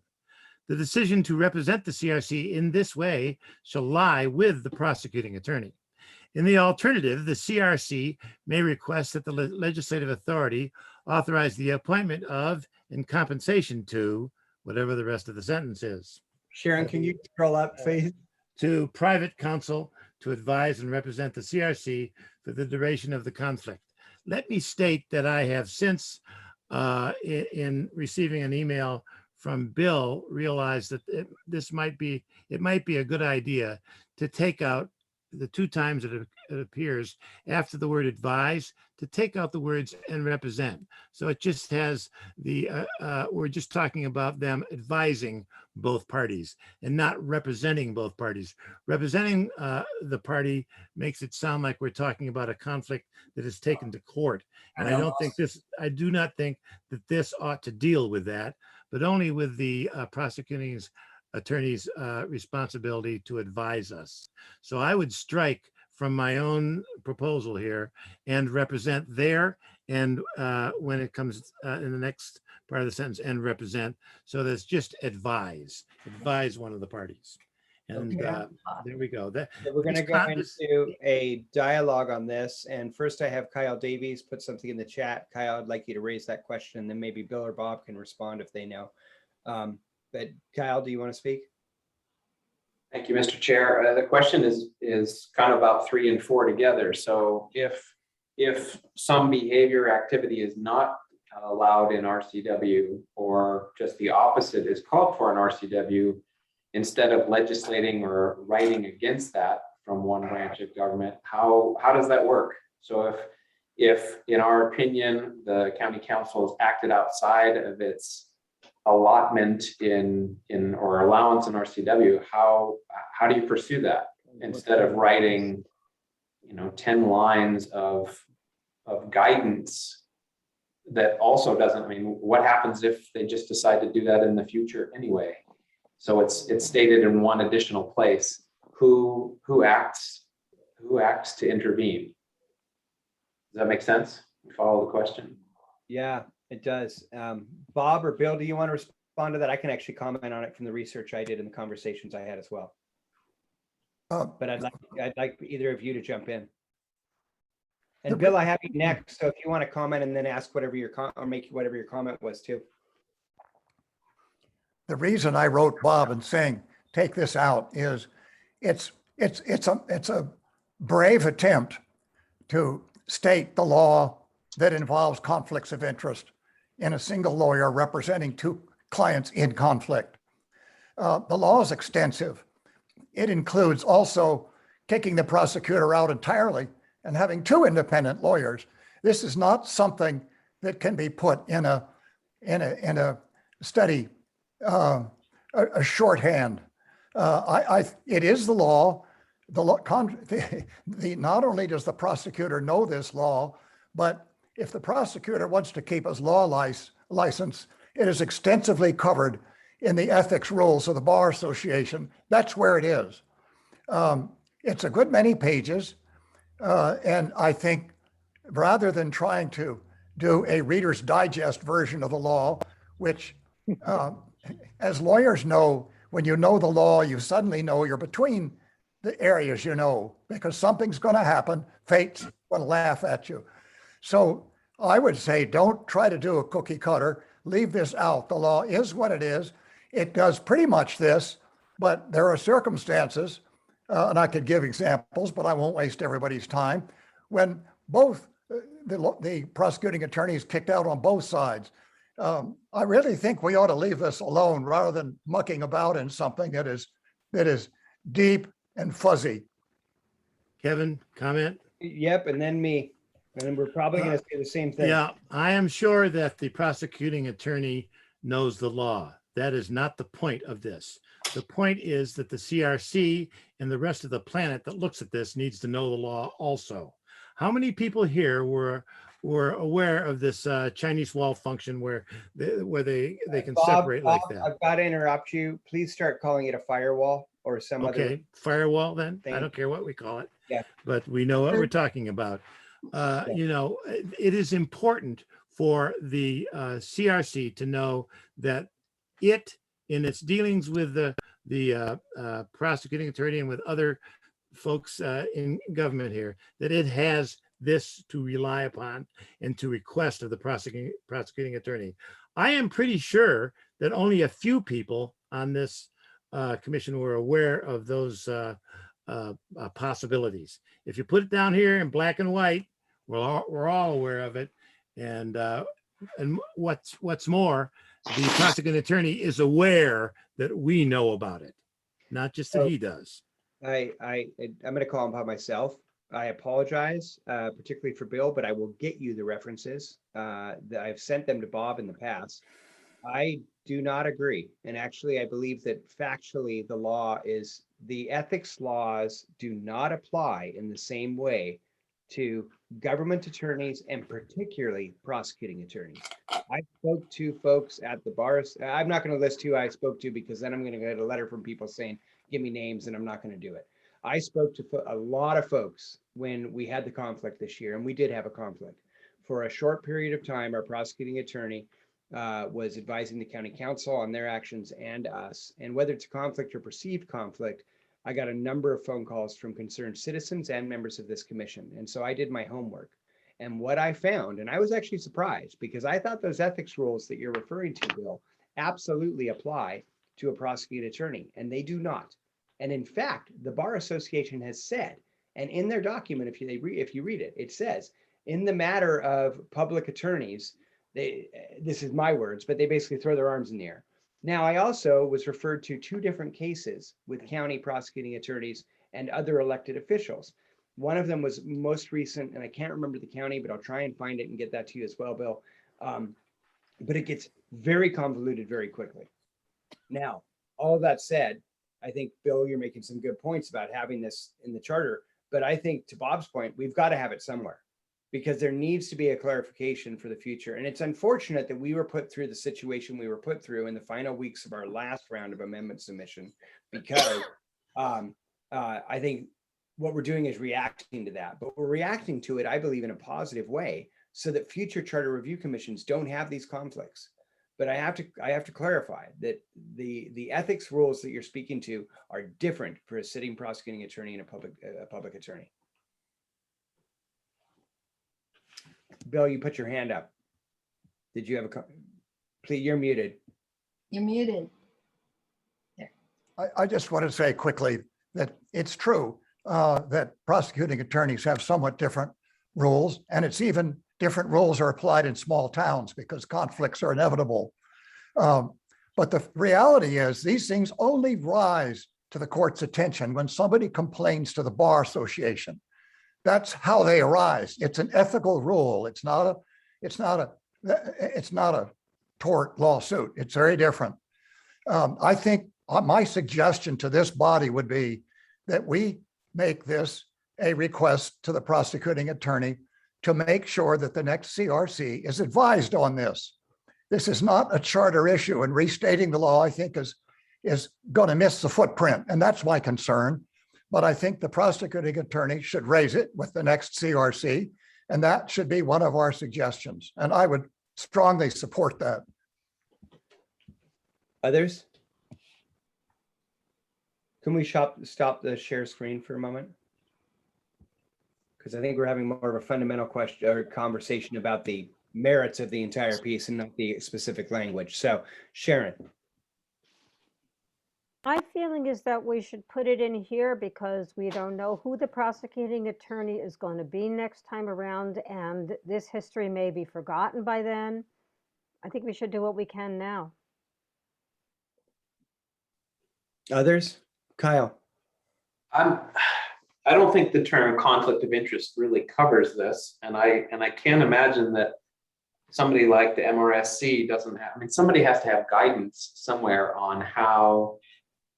Like, I can't imagine that the state would be okay with one division or one member of the PA's office, say, advising half of government and the other half potentially advising or representing. This has to be established in court or in law somewhere. And if it's not, I don't see how we fix it in one phrase. I appreciate what Bob's trying to get after by the separation, but mean, we're talking about, well, I'm not 100% clear either on what we're talking about. My question earlier was about you know, what if some group like the legislative body, whatever that is in your county, and the charter commission are at odds over who's got domain. You know, that ought to be established in law ahead of time. And again, I don't know that this group, you know, further defining what we think is the right path is the way to. It seems like this needs to be kicked up the hill and solved for all charter counties that might have the same problem. Okay, I've got Jane, Tony, and Bob.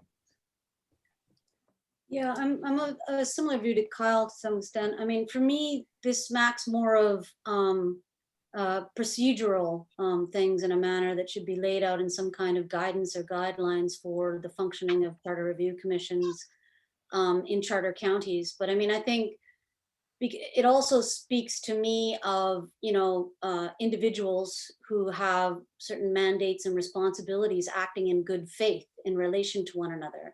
And acting in a manner that respects one another's positions of elected office. And for me, I think there was some fundamental breakdown in different things, frankly, in the way things unfolded. And that's where we ran into problems. I don't know that I believe that the inclusion of this particular clause is going to solve that.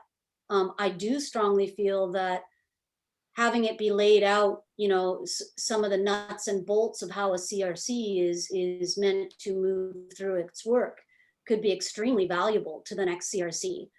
But for me, I don't feel that this particular clause is an answer to that. Tony. Thank you, Mr. Chair. I agree with many of what that's been said so far.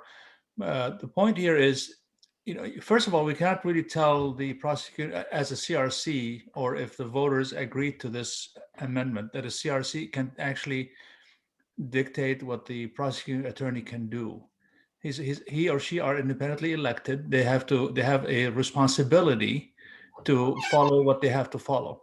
To put this in the charter, I mean, I know a couple of us are lawyers, and the old saying says that when there's one attorney in a village, they die from hunger, but if there are two of them, they all do well.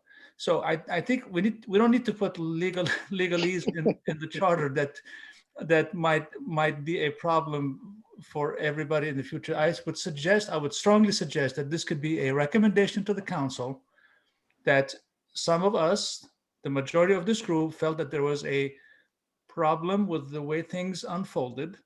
And in the future, we would hope that the council and the prosecuting attorney would make sure that the CRC is educated on what they can do and cannot do early on, and things are done in writing early on. So I think this might be a good set of words and for a recommendation, but not for a charter amendment.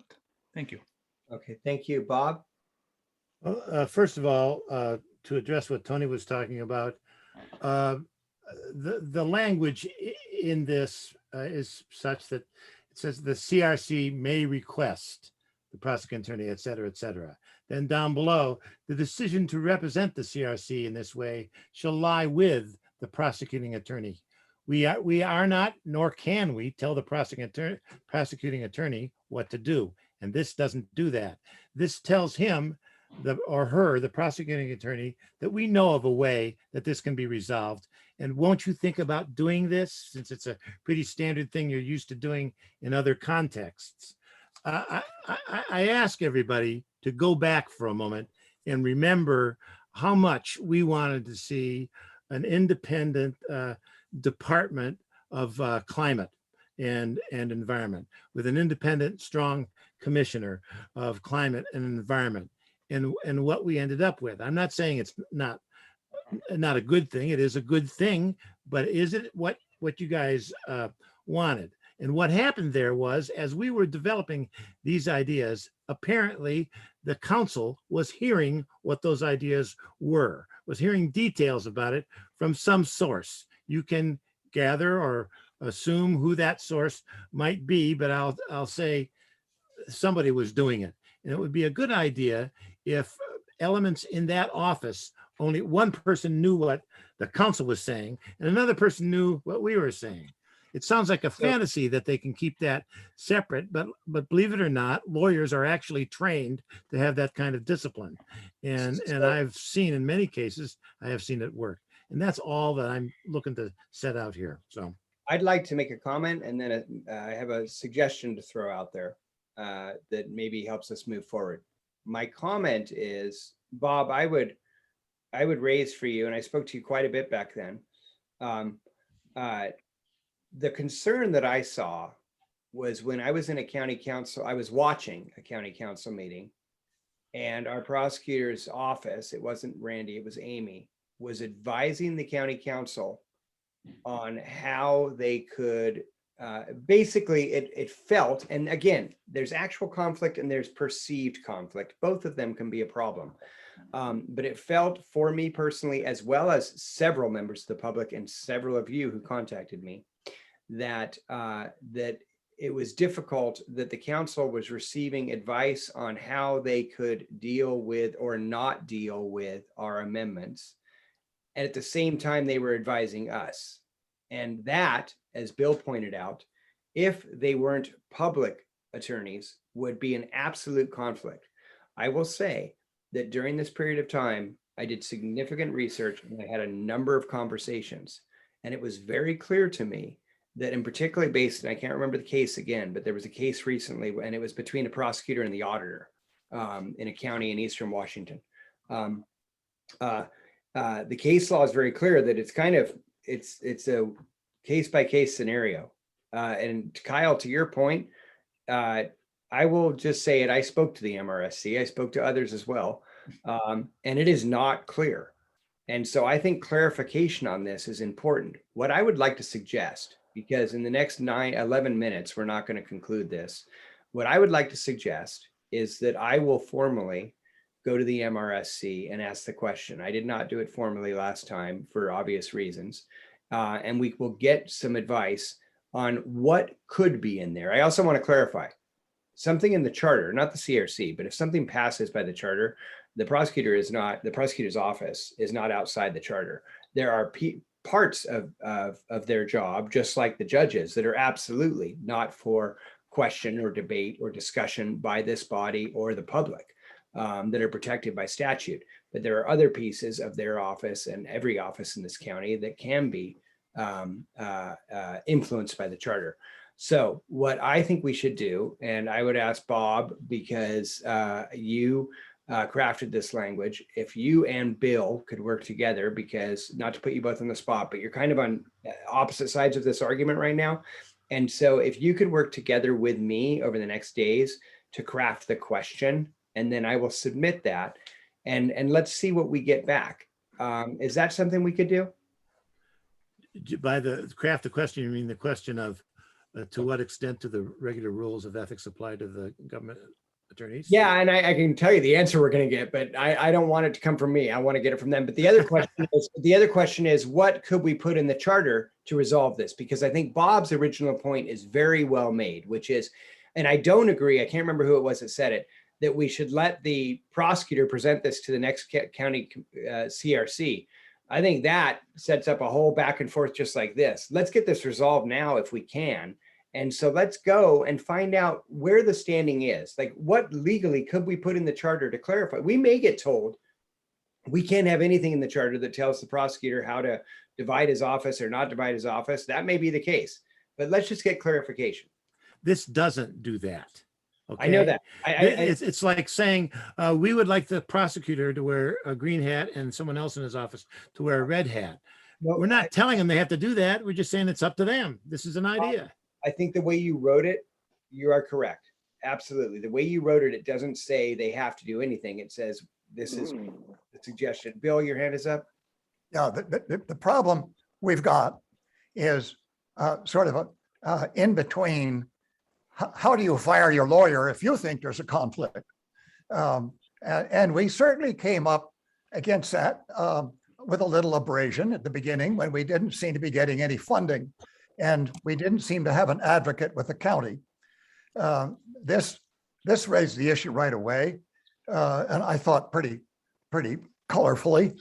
But the problem with ethics is unless the CRC makes some affirmative move in that direction or insists in that direction, the decision of an ethical conflict is entirely up to the lawyer. Yep. And if the lawyer guesses wrong, then the Bar Association is involved. This is why a simple statement in paragraph 4 is simply insufficient. I might add, in preparation for this meeting, I spent some time in the Bar Association Ethics Handbook. This is not a simple area. Nope. And my concern is that we're simplifying something and we could hurt ourselves or the next CRC. That's my fear. I don't disagree with you at all, Bill. The one thing I will say is after the massive amount of research and time I spent on this, I had almost no more answers than I had when I got started. And I spoke to, and Bill, I will share with you. I spoke to some people who are the absolute top names in the country on these issues. And at the end of it, it wasn't clear.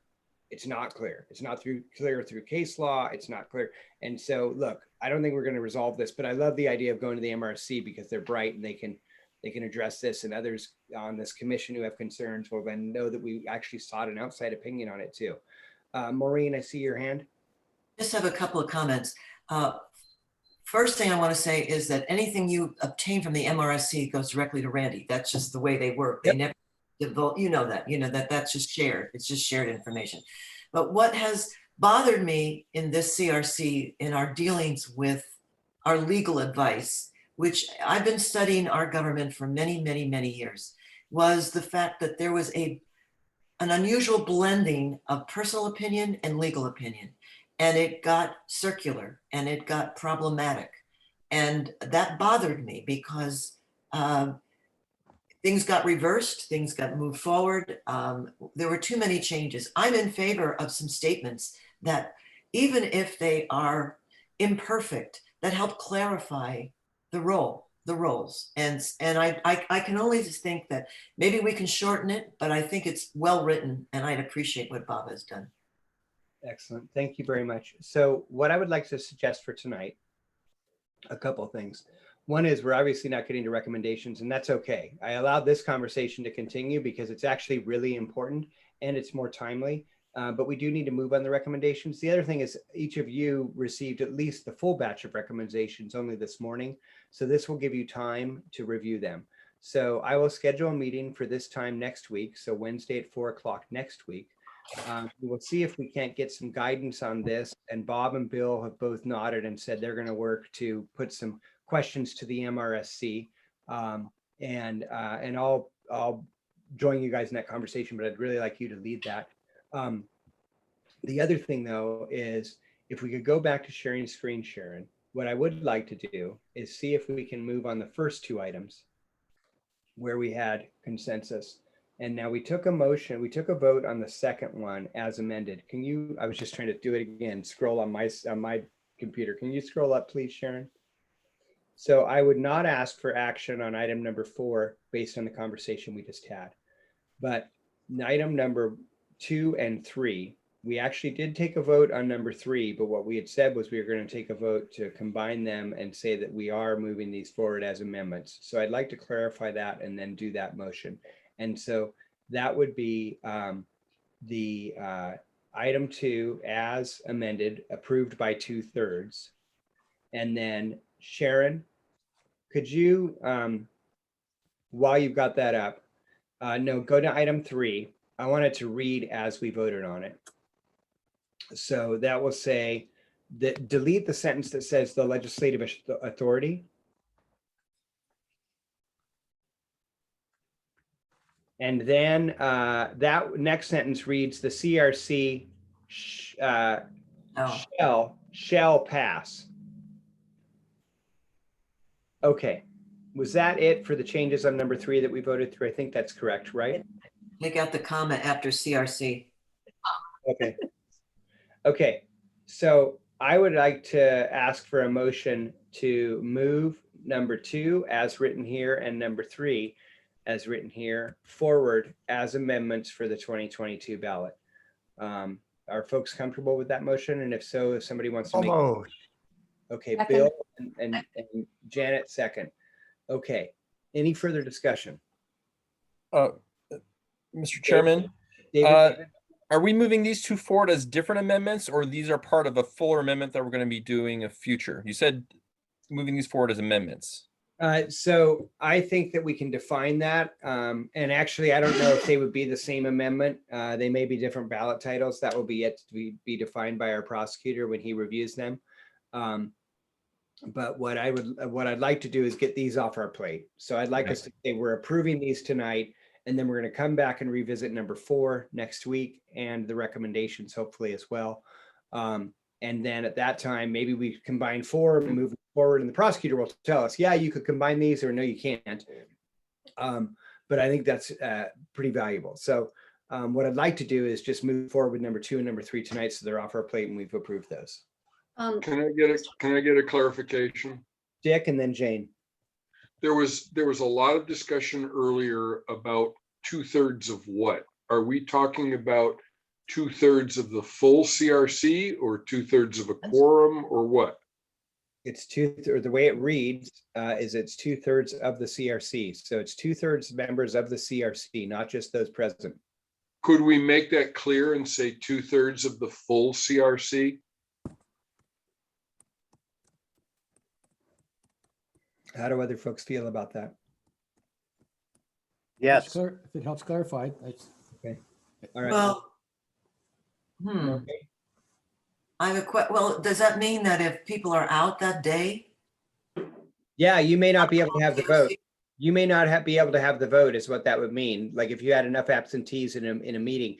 However, I think it was Tony's point that, you know, if we're going to do this, we should make it difficult to just shut down the process, right?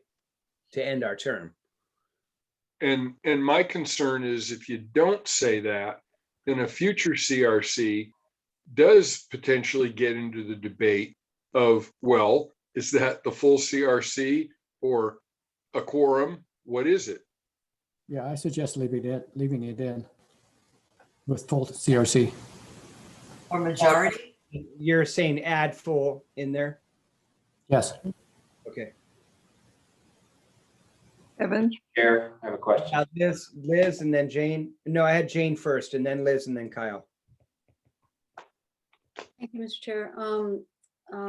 I just wanted to ask a question about the process for this, because if we go ahead and vote on 2 and 3, and then we send them to the prosecuting attorney, if he hasn't seen them already, then we're likely to get issues back from him. So I'm just saying, you know, it's the same old thing. It's the same old merry-go-round. So anyway, just happy to vote on it. We've voted on stuff before. It was sent to him. It came back. We had to vote on it again. Just letting you know. Thank you.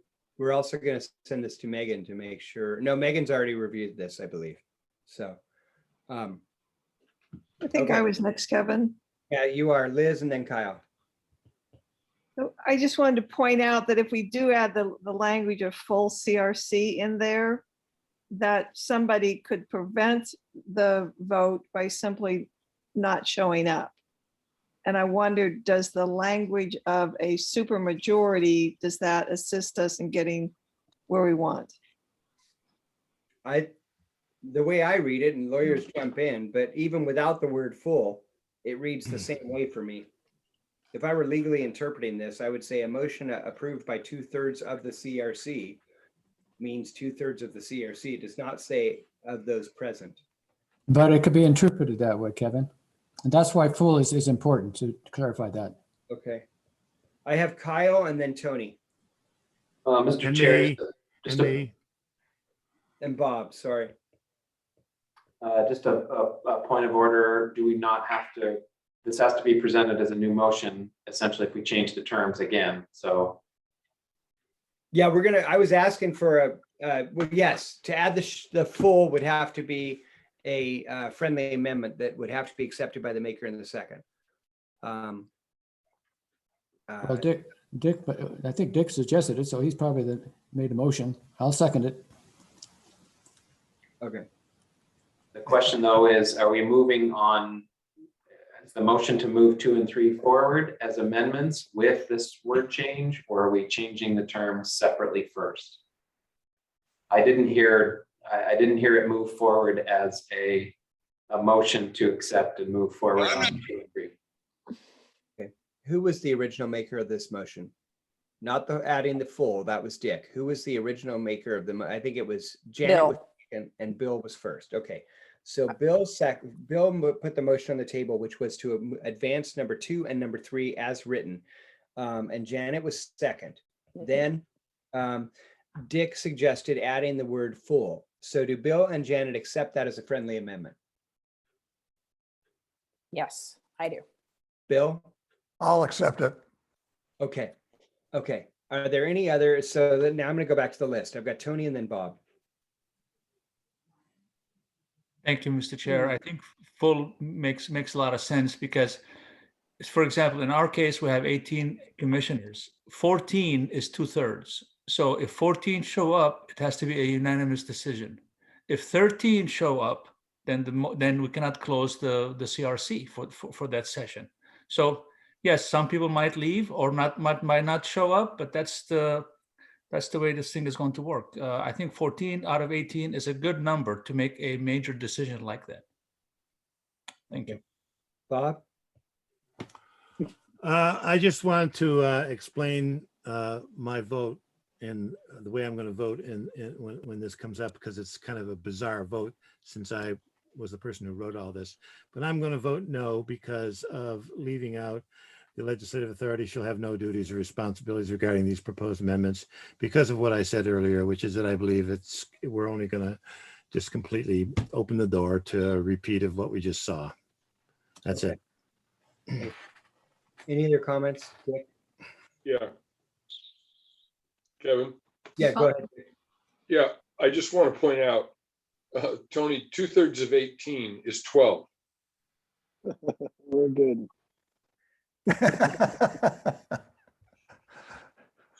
Okay. 12 is still a pretty good high bar. Patty or Liz, did I hear somebody else's voice? I thought it was one of you. Okay, good. No other comments? Well, this is Sharon. I'd just like to get a little bit of clarification here. So we voted on the language, changing the language for section 3. And that's what Bob is saying he doesn't agree with that. And so he's not going to vote in favor of adopting 2 and 3. That's correct? right. That's right. Okay. Okay. Thank you. And his concerns were very well made in the previous discussion. Okay, so I would like to move forward with calling the question then. And to be clear, it's as written, moving number 2 and 3 that were right there. It's okay, Sharon, this is good. Go back to the screen. Forward as amendments, recognizing that we may not revisit them as far as the language, but revisit them as far as being combined with number 4 and so on after we have discussions with the prosecutor, who I'm sure will want to weigh in on the previous dialogue also. So hopefully he'll be able to be here next week. So if we can stop the screen share. All those in favor of moving number 2 and 3 as they were written, please raise your hand. Aye. Okay, so David is an aye. Okay, I'm gonna have to do a vote. I'm gonna write them down here. So I've got Patty and Paul, Janet, Bill. Dick, is that a hand up or not? Well, when you say as written, is that with the additional full? Yes. Yes. Okay, Yeah. yes, then my hand is up. It was accepted as a friendly amendment. Okay. And David. I have in favor, I had Patty, Paul, Janet, Bill, Dick, Tom, David. Anybody I'm missing? Okay. All those opposed. I have this. Bob, 4, Sharon, Maureen. I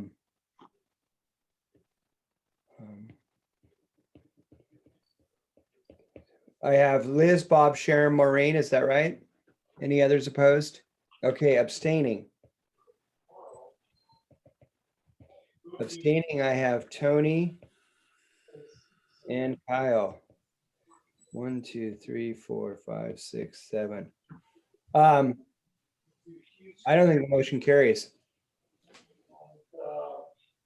Chair hasn't voted yet. Even if I voted aye, there's only 8 yeses. What I have is Patty, Paul, Janet, Bill, Dick, Tom, David. 1, 2, 3, 4, 5, 6, 7 ayes. I have 4 noes and 2 abstentions. Didn't Jane vote in favor of it? Yeah, I did. You forgot me. Jane. I haven't become Janet yet. We're the same person now. Are We're you just working on Jan. it? We're just call us I've Jan. been working Either on one- it for so long, you know. Yeah. We like We're you Jan. both. Chair votes aye, motion carries. Okay, so going back to the agenda. The only other thing I wanted to update folks on is with regard to the ballot titles. All of you were made aware, there was several members who had questions regarding the ballot titles. I have not, but I am happy to. I wrote a follow-up memo to the prosecutor explaining the rationale on the arguments for some ballot adjustments on the environment and climate one exclusively. Hearing back from others, everybody who had concerns about ballot titles on the other ones decided not to push those after going back and forth with the prosecutor and hearing his explanations for why he chose certain words or certain language in the ballot title. I wrote a lengthy memo to the prosecutor based on my conversations with some of you with regard to the environment and climate ballot title questions that arose. And Randy in his office reviewed that thoroughly and put a very complimentary, a kind email back, but have decided to stick with their language. And actually, David, can you please mute? And when I read the prosecutor's email, I actually wrote back to him and said that I no longer had a concern. I thought he raised some really good points in his answers back to me. And I thought it was a really thoughtful exchange between us and the prosecutor on that as well. So at this point, the ballot titles are going to stay the way they're, unless now individually, any individual can file a petition with a judge. That's how that works. I am disinclined to do so. I think that the question is asked and answered from the prosecutor, and I feel comfortable with the ballot titles we have. So I just wanted to brief folks on that. If anybody has any questions, I'm happy to answer them. Were there any questions on that? Okay, the next piece that is still out there is the, Jane, help me out. What's the name? It's not the explanations, it's the. Sorry, for which? For the ballot. Recommendations, findings? No, it's not findings. It's the prosecutor is writing the explanations now. That's not the right word. Explanatory statement. Thank you. Explanatory statements.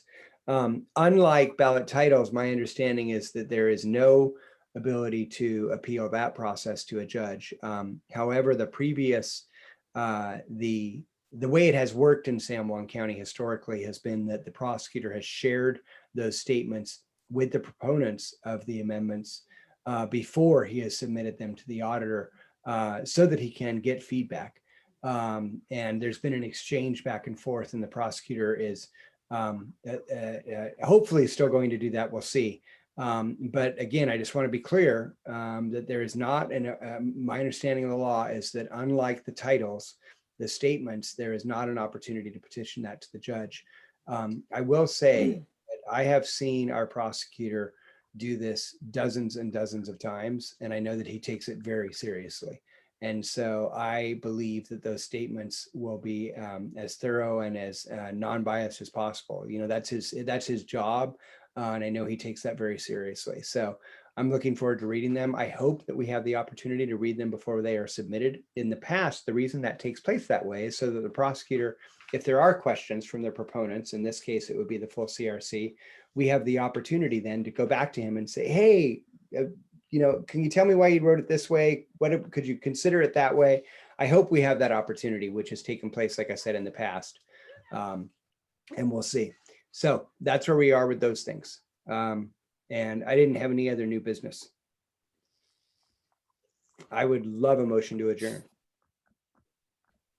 Motion to adjourn. Sharon, and then Bill seconded. All right, thank we you all. have to? And again, I think this was actually a really productive dialogue, and I want to thank you. I think that this was a good discussion of the amendments, the draft amendments that Bob brought forward. Bob, I want to thank you again for all of your work. And I think we're making some good progress in that second round of amendments. So thank you very much. And we'll get to the recommendations when we do. I think the amendments are most important at this point in time. Jane? Yeah, just a quick question or comment rather regarding those explanatory statements, just so everybody's aware.